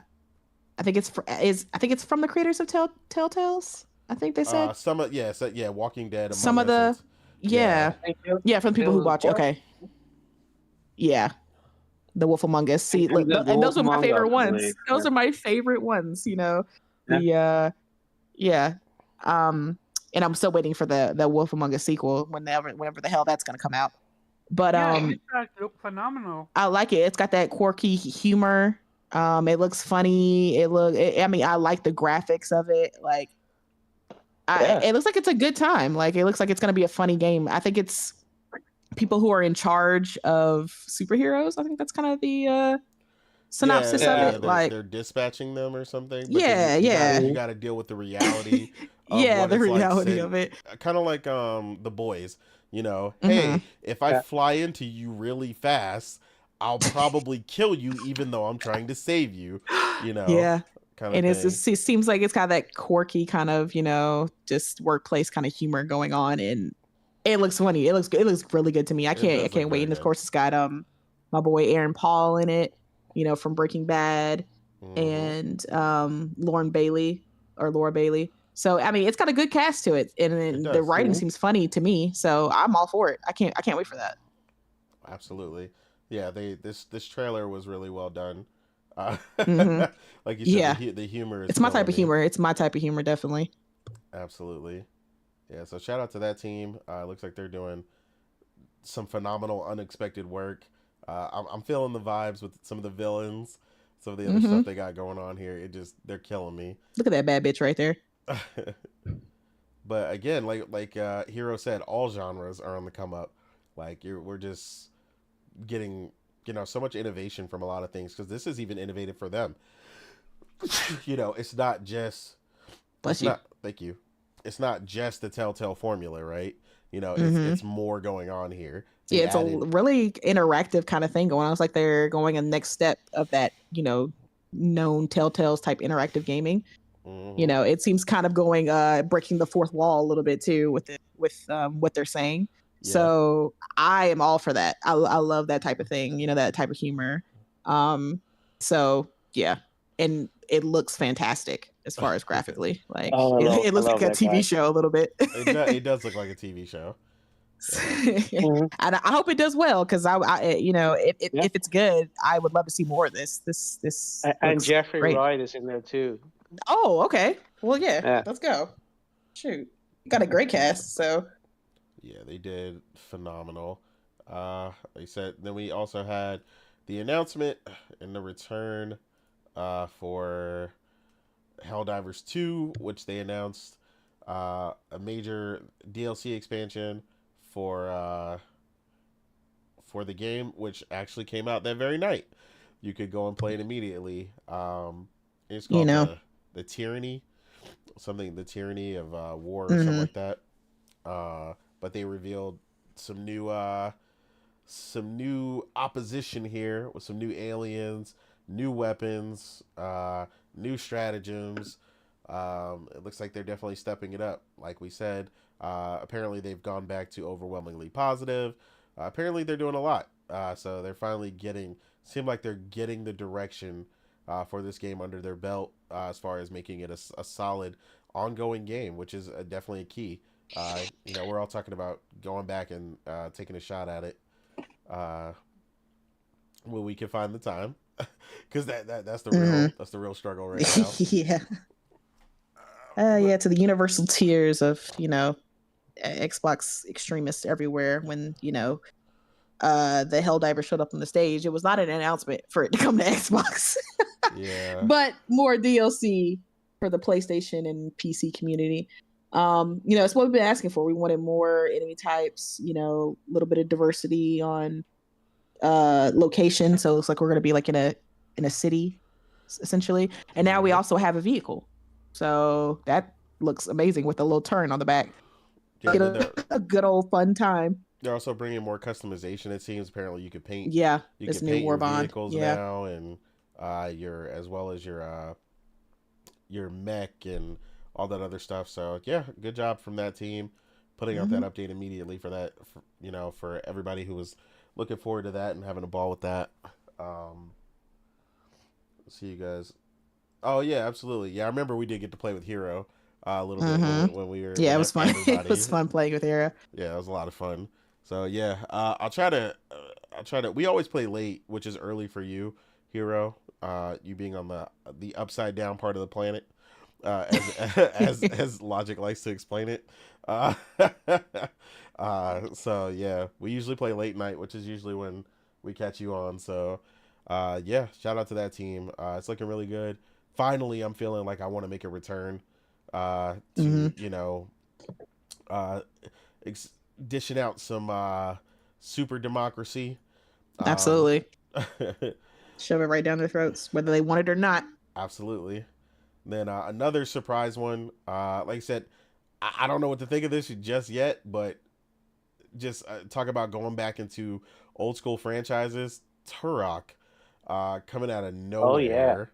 Oh yeah. Like, oh my god, that shocked me. They're bringing everything back. Everything back. I was like, Turok? And then on top of that, it's third person, not first. Yeah, I was about to ask because I heard, I've never played Turok, but I heard a lot of people saying it was a different perspective versus what it used to be. First person. Yeah. Okay. Used to be FPS. Yeah. Gotcha. I call that too, by the way.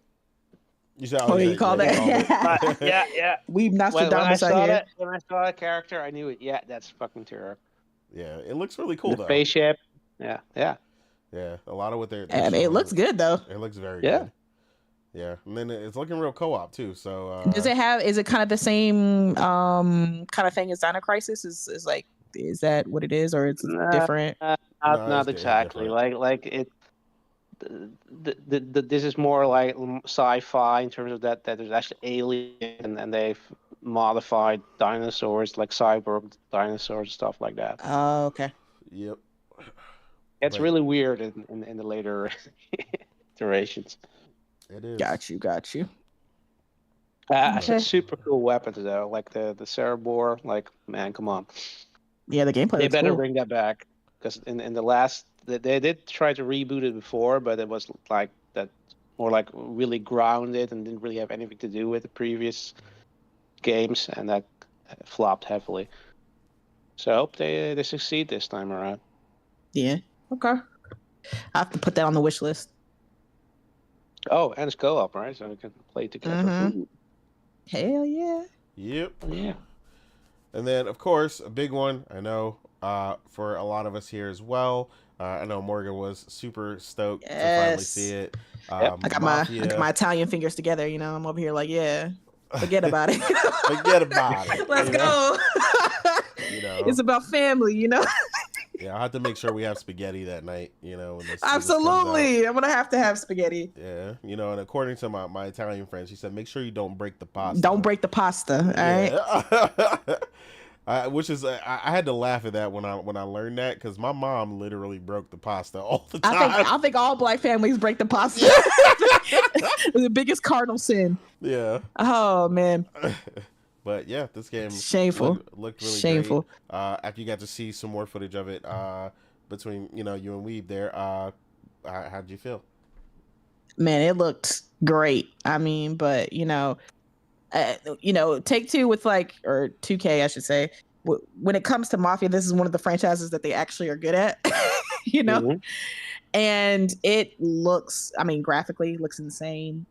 Story wise, it looks like it's going to take us on a deep rooted Mafia, obviously, story. It looks great. That old school Sicily vibe, we're getting, you got the switchblades, you got the horses out here.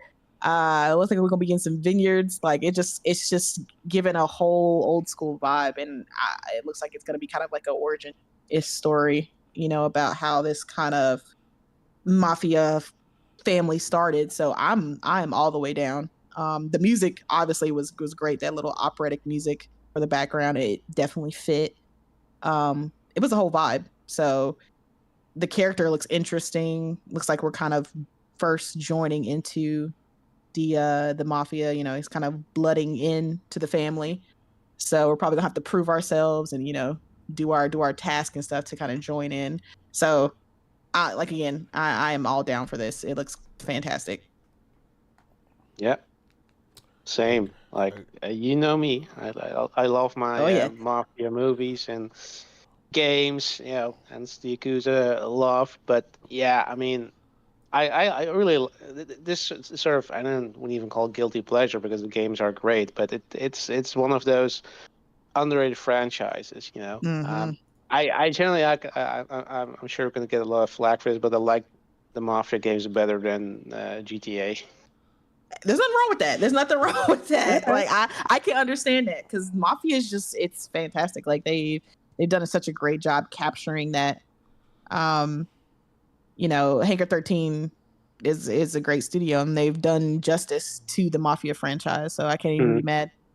No, and no, nothing. Like I totally know that Rockstar is on a whole different level. In terms of details and the world's great. This is not going to be anywhere near as big as as Red Dead or GTA 5 or 6, but I'd say I do like the story better because it's much more concise. It's like with GTA, it's sort of goes all over the place, and it's not really necessarily about the story and much more about the journey, which is fine. But I just like a really cohesive story, that has a they're really basically trying to make a a Godfather movie and have you play it, and I love that. So yeah, I'm all aboard with this. I really like that they're going with this direction. You could have just make another contemporary mafia game that takes place anywhere in the well, to be fair, I don't think they ever actually have made a contemporary. They were always sort of in the past, but yeah, this going back so far back and going to the old country. Yeah, I love it. I think that's absolutely a fantastic move, and everything they're showing so far looks great. So yeah, this is definitely one of the games that I say day one, but there's so much coming out next year, so it depends when exactly it comes out. Yeah, that's very but true. Definitely gonna pick it up. I was surprised to see it was coming out 2025 late summer. I was like, oh man, I'm all for it though. I'll take it. Absolutely. But yeah, you're right. It's not as big as Rockstar, but that's not, like you said, that's not really what their goal is to be. Like you said, of a journey of a character, right? So Yeah, and I exactly. love that. Yeah. I love that about it. It always does a great job doing it. You know, I know a lot of people didn't really like Mafia 3. I love Mafia 3. I thought it was fantastic. Same. I absolutely loved it. Yeah. Especially that ending, Yeah. Thank you. Somebody who loves Mafia 3.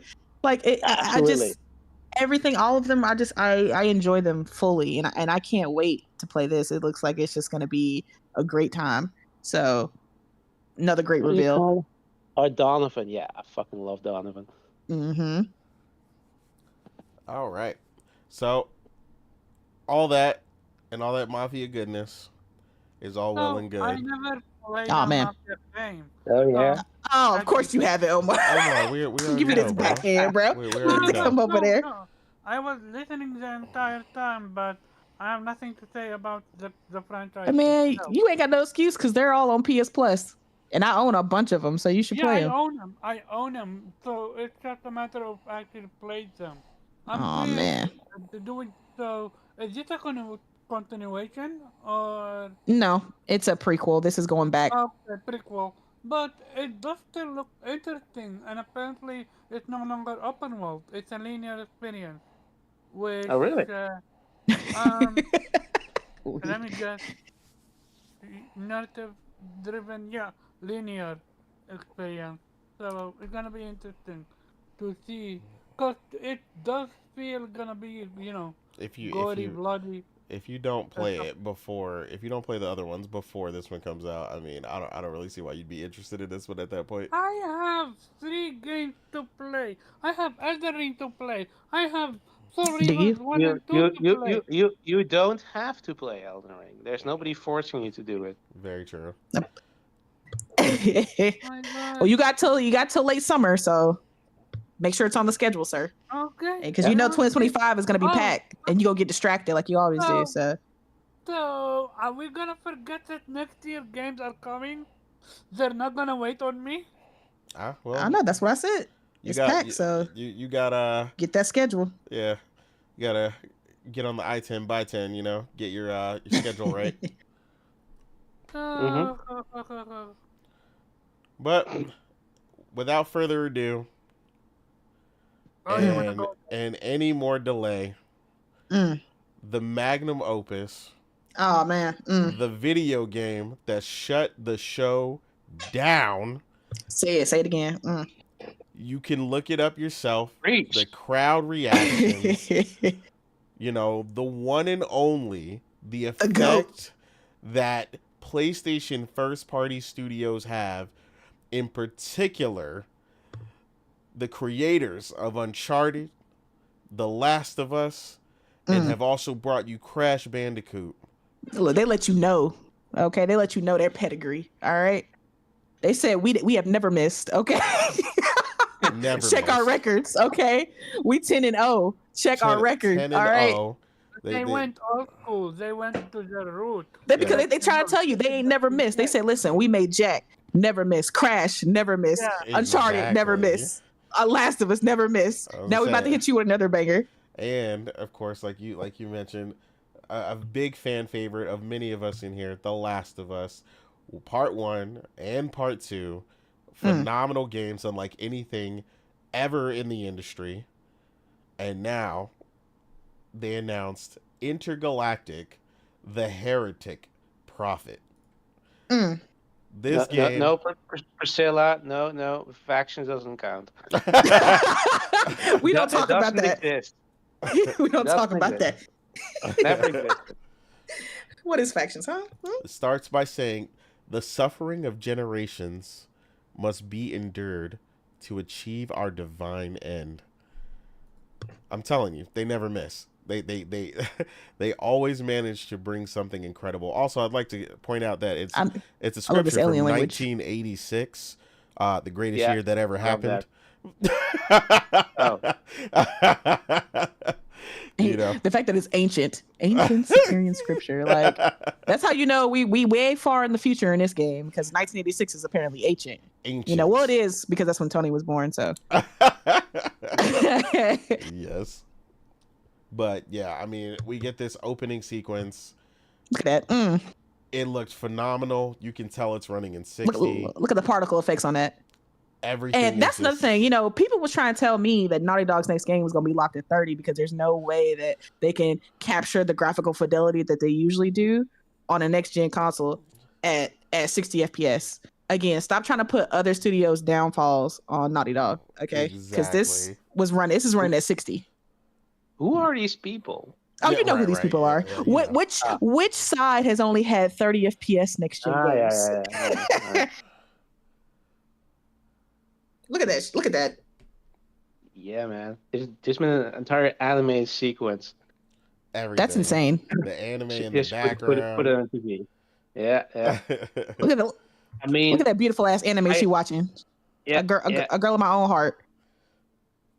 Which I think is based on that comic book series in The Last of Us. Mm-hmm. But I mean, I knew as soon as I saw a character design. I was like, that's that Naughty Dog touch right there. Like she making up the bed and everything. And there's Lalo. Yeah, they just every little detail, everything about this. It's definitely not Metal Gear inspired at all. Yeah, the camera. If you don't know who her. Lalo is, watch Better Call Saul. It's one of the best series ever made. Man, look at the lighting on that. Here we go with the animation of her putting on the jacket. Yeah, so this is a jacket that he was talking about. Black Frost was saying they should sell the jacket, and I agree. Hell yeah. Yeah. Let me walk around looking like a badass. I already know I'd have to order one for Priscilla. Yeah, this is definitely. I'm already waiting to see the collector's edition, because I'm not about to miss out on an original. Oh IP. yeah. Oh yeah. Yeah. I look at that. I hope you get the ship for the collector's edition. Oh yeah, epic. The Porsche. That would be epic. I love all that sort of product placement, because people are like oh yeah, they're selling out whatever, but the thing is this is the point is this makes it more authentic. Thank you, Weeb. People keep saying that PlayStation is doing this because of Concord and they ran out of money, so they had to go use product placement to get money. I was like, it has nothing to do with Concord or anything like that. Money. This is all listen. This is all about capturing that 80s vibe. If you know anything about things like Akira or Blade Runner or anything like that, that 80s futuristic punk aesthetic, it was all about product placement. They always had like the Sony disk drive or Coca-Cola or things like that. It's just part of the vibe that Neil Druckmann is trying to capture. Like, it's not nothing to do with they're low on cash and they need money. No, this is about capturing the 80s aesthetic that he wants for this game. That's simply what this is about. But people are making their own assumptions because they don't like Neil Druckmann. Yeah, why do you think all those TVs look like old ass TVs? I mean, exactly. That's CRTs, baby. See, and here you have confirmation that was a Naughty Dog game. That's Sony reference. That's Sony, man. All that classic looking stuff, man. That retro, it looks fantastic. Yeah. Yeah, I think I read somewhere that said like the idea is that, what if we were, in the 80s, but had space travel. Yes. That's sort of. Yep. That's that. Yeah, man. That freak. I just love that aesthetic too. Ugh. I knew as soon as I was like, man, this is giving like Cowboy Bebop and then aesthetic. And then Neil came out and said, yeah, he was inspired by Cowboy Bebop. I said, see, that man knows greatness. That man knows the GOAT. Okay. That's right. That's exactly who you should be inspired by. But it's just, it looks fantastic. I love the vibe of this. It gives Naughty Dog to a T, just the extra mile of detail. Like when you go to the part where she's like typing in on the dashboard and stuff, just the level of detail on that dashboard was immaculate. Like the CD drive and all the, the little CD arranger, everything about that looks insane. People are focusing on all the wrong things and not the immaculate nature of this trailer. I really hope, and I expected that you can have like an entirely 80s playlist, Oh yes, that's what they're gonna do. The fact that they're putting so much emphasis on like the music and everything, and they're going out of their way to get such well-known composers to make the OST for this game. I just know music is gonna be an important part. Oh yeah. Trent Reznor and Atticus. Like I mean, come on, dude. Like fucking 9 Inch Nails, come on. Could make your soundtrack. Like it's, oh man, this just looks so good. And the way her sword looks, like, we were pointing this out when we initially saw it, how her sword looks like the little EQ um of like when you're listening to music, the little EQ rhythm things. Yeah. I feel like that it's gonna, not that it's gonna be like one of those music games where you have to like hit on beat or anything like that, but I just feel like it might Oh, no, move God, to the no. music. Yeah, I hope not. I think it's just gonna move to the music, like her sword, like the little red. And I would love that. That would be a crazy extra touch that would just, it would just be a chef's kiss for this game. Like it looks, I can't wait to see what the gameplay for this game is. And and her, like, people are so, again, another game where people are too worried about the character design, but I think her character design is awesome. And it looks like from the fact that it started off with her shaving her head, I think she has some crazy backstory that, we're going to learn, because when she walks past the board where there's a picture of the other crew, she has hair there, but now she doesn't. So there has to be a story as to why she shaved her head and what's going on and why she's hunting the rest of her crew. Has a massive scar there, Yeah, exactly. Yo, she got a story. People are like, man, she's such a bland character design. I'm like, yo, there's a reason she looked like, just wait for the story. Wait till we figure out what's going on. Cause I feel like there's something behind this. Mm-hmm.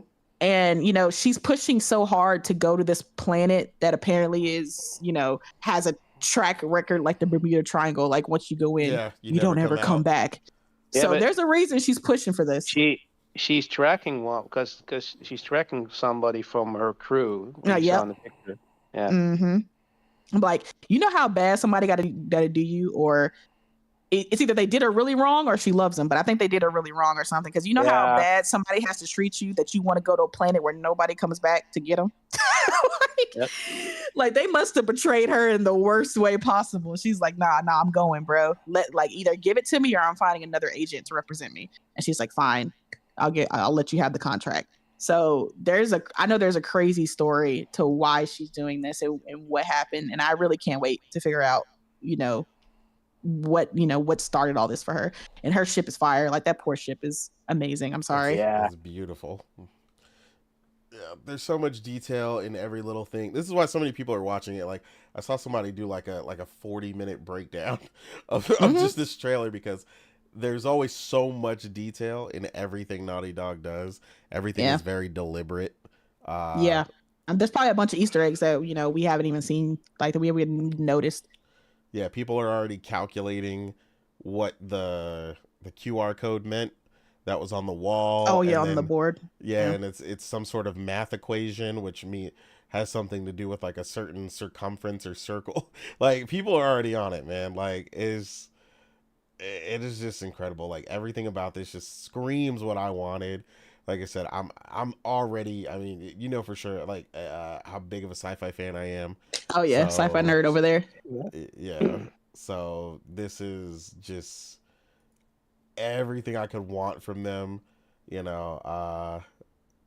Neil is gonna leave after this is the time to do it. Like this is looking like that game. Mm-hmm. Talking about they're taking Naughty Dog's gameplay to the next level, and the gameplay in Last of Us 2, man, that was it was amazing. You can say whatever the hell you want about the story, you can like it, you can not like it, but one thing you can't knock is that gameplay. That gameplay was fantastic. And if they're going on a next level with the gameplay for this game, I can only imagine. I mean, her lift off that rock already looked like she was about to go hard on that robot. So I can't even imagine how her moveset is going to be and what we get to do with her character. So I'm excited. I'm all the way excited. Like I was just like, bro, I just think Naughty Dog's gonna reveal something at this game of the year, man. I just felt it. Like I think it's gonna happen. Yeah. And they ended the show. And Hero, as they man, should. I got you. He said if it's not available in Australia, can he PayPal me the money so I can order it for him? And I was like, I know how big this is. So look, if it's not available there, I got you. You could definitely PayPal me the money and I'll order one for you and we'll get the shipping situated and stuff. Because, I don't want to miss it. And I know how big of a fan you are, so I know you don't want to miss it. Nobody wants to miss a new IP from one of the most decorated and recognized by their peers as some of the best to ever do it. I mean, that's why people go so hard on them and they hate so hard, because they know the caliber that Naughty Dog delivers, and they absolutely hate it, because it's like they can talk shit all they want, but they know that Naughty Dog delivers quality games, and it just pisses them off so much. And it's just like, y'all can sit here and try to degrade the game all you want, try to kill the hype and be like, oh, who wants to play is this, who wants to play. Listen, I'm gonna tell you right now, once that first gameplay trailer drops and Neil's narrating it and explaining and breaking down exactly what the character can do and everything that you could do in this game, all this shit talking gonna stop. Because they're gonna be like, oh wait, you can do that. Oh damn. Okay, so bet. Like, I'm telling you, it's gonna shut shit down. Naughty Dog once again is gonna show y'all why they're one of the best in the industry. People keep doubting, but it's gonna happen. Absolutely. Yeah, like I said, I already know what it is. We missed out on the early for the original Last of Us collector's edition, so I know whatever they do for this, I can't miss it. Like I said, hopefully, like you said, hopefully it's a statue. I hope the statue incorporates her actual figure, kind of something like this, like I have her on screen with the sword or something, and then also you get the ship, kind of like something that shows both of them, like her and the ship, or something like that. Like I'd be, there's so many possibilities they could do with this. Yeah, because her sword blade, whatever the hell it is, like, I think goes hard. Yeah, I love I love that. Yeah, I think more so, by the way, because this was obviously a discussion, and I think you mentioned a minute ago about the people thinking it was music related. I don't think it's music related. I think the way that the edges are meant to represent, because like I said, it's very retro, right? So even though it's obviously like an energized sword or of some sort, laser of some sort, I think it's also that way to represent almost like a serrated edge of like an actual knife. So it's still built to cut, but yeah, but it's still got that little EQ look or whatever. Yeah, like it does. Yeah, so I think maybe again, I have no freaking idea. I'm just guessing, but I think maybe it'll pulse to the beat, maybe, or something like that. Yeah. Maybe not. Like I said, I don't think this is gonna be like a rhythm game where you have to say the only thing I hope rhythm. Is that it's not rhythmic. I think it is just for aesthetic purposes that it'll kind of pulse to the music or whatever. Yeah, that but would drive me I mean, crazy. I could be completely wrong. It's just kind of the vibe it's giving me from the way the sword looks. But either way, I am down for whatever crazy thing Neil's cooking over there. Yeah. I'm excited to see where it goes. Like, their animation quality is just cheese, man. Because according to Go ahead. No, go ahead, Omar. The sword, the sound it make, and the way it shifts from the front to the back, the laser, like, that's so cool design-wise. You said it. I'm curious if it can become like a size if you listen to a different type of music. Like, yeah, that would be cool. Yeah. I think just the mere fact that they've got such a juggernaut when it comes to music, soundtrack. Making their OST, that music is probably going to be an important part of this game. But what was I going to say? I just want to give kudos to Naughty Dog for showing that once again you can make a fantastic looking game that doesn't have to just be locked at 30 and have no gameplay attached to it. You don't have to just make a walking simulator or a graphical tech demo, as some developers like to do, apparently. And apparently, you can the only type of realistic game you can have can't really do much outside of walking around. But Naughty Dog is about to show y'all how to do graphics and have great gameplay at the same time. So they're, once again, this is why I keep trying to tell people to stop putting other developers on the level of Naughty Dog just because they make a good looking game, because it takes more than just good looks to get on Naughty Dog's level, because they have great games and great gameplay. So unless you're gonna match the technical level of they capture at all parts of gaming. You can't just be like, oh well, this team makes great looking games, so they're Naughty Dog. Like, no, that's not how it works, boo. And they're about to show you why they have the crown. When this game comes out, they're gonna have developers asking questions and being like, how the hell did they do this once again? They might even have Microsoft make another one of those internal documents asking, how the fuck did we do this? Like, like they did with The Last of Us Part 2. Like, how can we make a game that looks like this? And does anybody know? Can we figure out how to get on that level? That's kind of what Naughty Dog does whenever they release a game. That's the industry just kind of just scratches their head and it's like, damn, I didn't know that was possible, but they did it. Right. Yeah. I mean, I still remember it's still talked about now where when they were first showing the combat and the fluidity in the combat and how reactionary it was when they were fighting, and a lot of devs were like, that's fake. Like, there's no way it's gonna play like that. They were saying this isn't even gameplay, yo. This is not gameplay. I'm telling you right now, this is CGI, blah blah blah blah. And then come to find out, it was gameplay. Yep. They tried every single thing to, try to diminish from it. Reveal. It's like, I get it.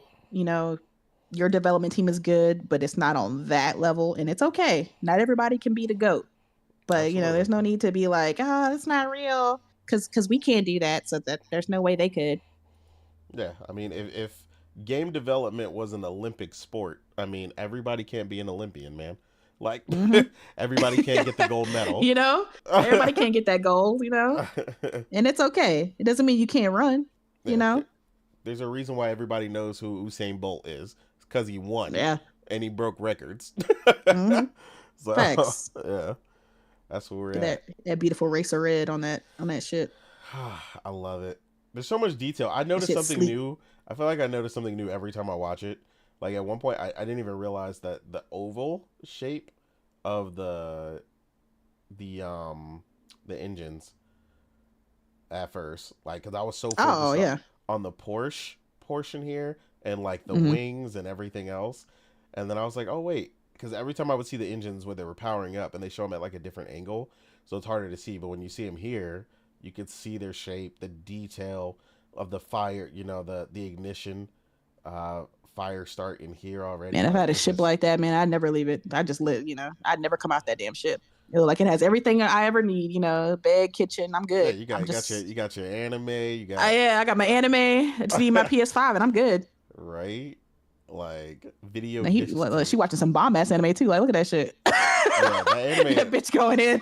I'm gonna need them to release that anime episode. Yo, Neil's probably gonna release it in like some kind of comic or something. Facts. He gonna release his own manga. But yeah, clearly, the excitement for this is through the roof. I'm so glad that they finally showed this, because I was so sick and tired of hearing people doubting them working on a sci-fi, game. Omar. And, Omar tried to tell me, no, Naughty Dog's not. I'm like, listen, they cook that. I promise you, Omar, they got another team that's making a game. No, they're not, Morgan. It's like they all were working on factions. I said, no, they weren't. That's why they stopped, because they were like, we would have to put everybody on factions, so we don't want to do that, so we're just going to cancel it. It's like, because they have another team working on another game. I was like, listen, I know these things. It's because a lot of PlayStation's teams are split in two to work on multiple projects at once. So I already knew Neil was in, he was in the streets, in there working, in there cooking. So it's like, I'm telling you, man, you gotta have faith. Have faith. They're gonna show us. They're gonna show us. And lo and behold, boom. Yeah, we got that Naughty Dog greatness. Hero said it in the chat that, Naughty Dog and Rockstar never fake gameplay. Yeah. People will never believe like, oh man, that's so lifelike, or that's so real. How would they do that? How would? Yeah, I mean, even after the GTA 6 reveal, dudes were trying to say that wasn't actual game. I'm like, listen, do you guys know who Rockstar is? Exactly. Okay, like, relax. Okay, like, don't doubt. Okay, like, y'all remember the Red Dead 2 gameplay, right? And how interactive and innovative that was. Like, y'all think that for this next generation, they're not gonna do the same. Like, calm down. Exactly. But you know, people like to speak. People like to speak like they know these developers like that. They don't. But yeah, I can't. I'm mad at how comfortable it's her bed everything looks. it's everything I wanted, you know. I love The Last of Us. I love Uncharted, but like I said, like I've been saying for like, you know, I'm ready I for something love new. it when my favorite developers work on a new IP, because that's just another franchise for me to fall in love with, right? Like I would have been fine with The Last of Us 3 in part 3. But the idea of, you know, your favorite developer making a brand new franchise now, it's something else for you to love, right? That just gives me goosebumps. Like I'm like, oh, they're about to cook, right? Yeah, Because it's about to go crazy. I keep saying, if Naughty Dog forever made Jack and Dexter, we would have never got Uncharted, right? And how much do we love Uncharted? If they had worked on Uncharted for forever, we would have never got The Last of Us, right? So if they work on Last of Us, we would have never. Who knows? This might be our new favorite franchise from them. So I'm just like, why would you want to stifle a great developer and put them on one IP forever, right? Exactly. I'm always happy when developers branch out and make something new, because that's just something new for me to fall in love with. So, you know, whatever Corey's working on, his, you know, if it's working on something new, I'm gonna be all for that, because I'm like, good, you know, Santa Monica is way too talented to just work on God of War for forever, right? So, you know, I can't wait to find out more detail about Intergalactic. I mean, I'm all aboard. Absolutely. Yeah, I mean, this game looks so amazing. I'm so excited for this game. It's got me wanting to change my workout routine. Like y'all don't know. It ain't New Year, new me. It's Naughty Dog's coming out with a game. I need to live. Let me get my ass in the gym so I can live until this game comes out. Like for real. Oh, like everything to me right now looks like Final Destination. I'm trying to survive everything. Yeah, I swear that freaking movie scarred me up for life. I refuse to drive behind a log truck now because of that movie. Ever. Like it has implanted into my mind that is a death trap in front of me, and I need to move. Priscilla, intergalactic gaming PC building coming soon. Oh yeah, I know she's probably gonna do like a red and white or a red and black PC, and she's gonna name it Intergalactic, or she's gonna name it Porsche or whatever. I already know. She ready. We're probably gonna have her. She's probably gonna be building a Porsche here soon. Like, all of a sudden, I'm feeling Porsche. It's gonna have that 590 in it, that 5090. Yeah. God, she'll be like, yeah, that's right. It's that Porsche power. Speaking of which, I'm so glad the supercar companies don't make graphics cards, because they too expensive already. I have to sell a kidney for that graphics card real quick. Like for real. But yeah, just this freeze frame that I paused on right here, like looking at her bed, like that looks so crazy, because it just, like, people understand like the amount of detail it takes to get like her bed, how wrinkled it is and stuff. Like, yeah, and the fact that she throws the cover on like that, like the animation, the amount of movement that it takes to do something like that, like that's that type of unnecessary animation that you don't need, but that's just Naughty Dog showing off. I love it. You know, I love it. Like, yeah, we can do that. Yeah. Like, they know gamers won't notice it, but they know the other devs are watching. And they're like, yeah, that's right. Yeah, we did that. That's us. So much goodness. But yeah, I mean, obviously the chat is hype. Everybody came through in the chat for the final. Like I said, this was the biggest thing. This was it. Like I said, nobody does it like PlayStation after 30 years. You know, they're celebrating 30 years for a reason. 30 years of greatness. 30 years of giving us amazing memories via hardware, first party, second party, third party partnerships, everything that they've done, all for the culmination of, you know, cultivating amazing talent that's giving us this visual masterpiece that we're seeing in front of us right now, that is ultimately going to culminate into, again, like you said, another great game from a studio that just doesn't miss. We're getting into that prime part of the generation, you know, similar to PS4, when, you know, the last 3 years is when PlayStation hit, you know, its cylinders, you know. Yep. And now, you know, we're getting the Ghost sequel, we're getting Naughty Dog. I'm sure Corey's probably gonna announce his game soon. You know, Ben's gonna announce their game or whatever. Like, I keep trying to tell people, just like, because they came in hard at the beginning of the generation, right? We got game after game. We got announcement after announcements, and then we had that kind of lull during the middle.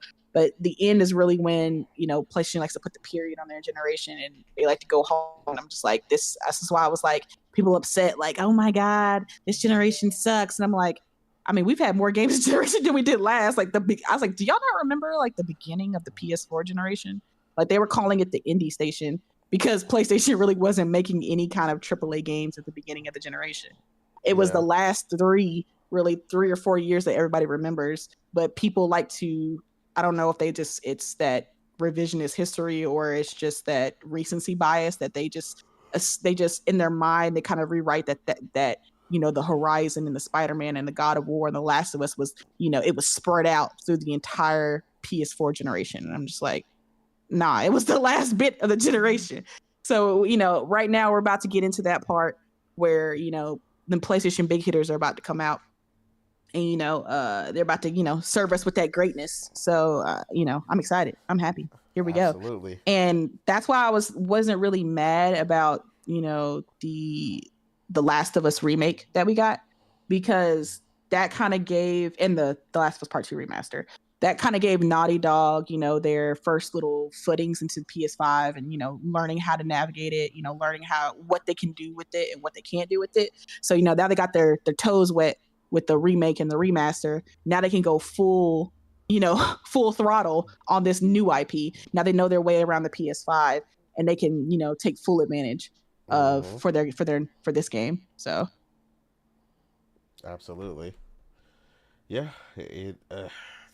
like I said, we were like, people are gonna really be shocked when they see what the team can do when they go all in, and here it is, just it's gonna look crazy on the Pro though. Yep. It's about to go in on that Pro. Pro's about to step it up a whole nother level when they get a hold of it. When you it's like I said, some people, I always explain to people, like some people could drive the car, but then you need someone to tune it, right? You need somebody who really knows how to work on that engine, and that's what Naughty Dog is really good at. They know how to get everything out of it. Everything out there. Like, it's crazy when you think about it, like what they were able to do with the PS4 when it comes to terms of like Uncharted 4 and The Last of Us Part 2. Like the insanity in the amount of graphics. I think people were just so surprised that you pushed this. You got all of that out of the PS4? Exactly. like damn, that like The Last of Us Part 2 was crazy. So what they can do with the PS5, I'm sure it's going to be insane. And this is just the first look of the game. So exactly. Yeah. So much to look forward to. I'm gonna let that play us out. And with that, come to the end of our show. And it was incredible celebrating with everyone. Classic Omar. I want to say one thing. Omar always has one thing. Yeah, because I've been quiet time while you guys been talking. I do want to say one thing. Go ahead. It is important. Look at this. They had one of the biggest reveal, which is Okami, and could have let that be the end of the show. Yet they went with Naughty Dog. Like, that speaks volume. I'm leaving it at that. Yep, they know who the goats of the industry are. But yeah, all of the developers are looking like they're doing some amazing work. They said, which is going to give us a lot of amazing games to play. Once we all catch up on our enormous backlogs that I know we all have, except Priscilla, she's getting there, but she's managing to stay ahead of the curve. But yeah, like I said, thank you to everybody that came out and joined us today. Chat was lit. Chat participation was awesome. Yeah, like I said, everybody from Hero, Priscilla, Sam, his whole name, Sam Walton, Quiet Doom, we had Will come through earlier, Black Frost, Stage came through as well, Keyblade. I'm going back through the chat. We had like quite a few people come through. McQuack also came through earlier. I lost like the earlier part of the chat, but I know McQuack was there as well. And and everybody else who came through. If I miss anybody, but oh yeah, Ramon Terrell also came through. It's good to see him come through as well. But yeah, just a celebration of gaming, a celebration to the end of 2024, which has been a phenomenal year in gaming. Don't let nobody tell you otherwise. We have gotten to play some fire this year. And like I said, if you haven't, I don't know where you've been, because it's been amazing. In 2025 is looking like it's just going to take off like a rocket ship, pun intended. Um, but yeah, with that, we'll go ahead and get to our outros, and we're gonna get out of here. Weeb, let the people know where they can find you, sir. If he hasn't fallen asleep, Weeb might have fell asleep. Yeah, I No, told no, you. no, I just muted myself because Omar had one last thing. Oh yeah, yeah. Talk you too, I guess. I love you too, Omar. Yeah, guys, great show. Had one topic basically, but it was a very extensive topic worth spending our time with. Yeah, you can find me on Twitter as the Weep Sheriff with Infinite Rhizome, and also on Blue Sky with the same nickname. So yeah. Absolutely. Morgan, where can the people find you? Oh, sorry, I Yeah. forgot Otter Nation. Don't that. Otter That's right. Nation. Otter Yeah, I was waiting Nation. for it. Yeah. Yeah, you can also find me on Twitter at Chill Bandit. But honestly, I'm gonna be trying to knock some games off before the end of the year, so I can start the new year fresh. Absolutely. Like that's ever gonna happen. Hey, you play But games? right, we play games around here. Yeah, but whatever, regardless of whatever anyone says, 2024 was an absolute banger of a year. Great games, quality games, and just a good time to be had. And 2025 looks like it's shaping up to be even, an even bigger monster. So I can't wait personally. But yeah, thank you guys for coming out. It was a great time, great discussions. The chat was live, love hearing you guys' opinions. But we'll see you next week, and Otter Nation. Otter Nation. Otter Nation. And Omar, where can the people find you? Great show, great show, great conversation. Shout out to everyone that came through. Hit that like button, share the stream out. Thank you for hosting, for going all the way through to pulling every single trailer and creating your own trailer tab. You can find me Carbon Job on Twitter, Otterplayer with Vitamin G Podcast every Monday, 8 p.m. Entertainment Time. See you next week. As I Absolutely. told you, it's going to be a marathon. 4 hours. Absolutely. And yeah, I am your host, Innate, or known as the Real Innate on Twitter and Blue Sky. Again, you can always find me gaming. That's where you'll find me most of the time. That's why my posts be looking real light. Or watching anime or listening to audiobooks, which welcome my new listener, Morgan. Oh yeah. The Witcher 4 reveal had me, I bought, the first book of The Witcher on an audiobook. I've been listening to that in the car while running errands. I gotta get my Witcher history up to date. So I was like, let me go ahead, get these Witcher books down. And they're, obviously they're fantastic. I'm already on like chapter 5 or something like that. So There you go. we're getting there. Enjoying it as you should. But yeah, like I said, otherwise we'll go ahead and get on out of here. Look forward to 2025. As Priscilla said, 2025 is looking like it's trying to already top what was a phenomenal year in 2024. Shout out to Nelson and Kay who couldn't make it. Otter Nation. Otter Nation.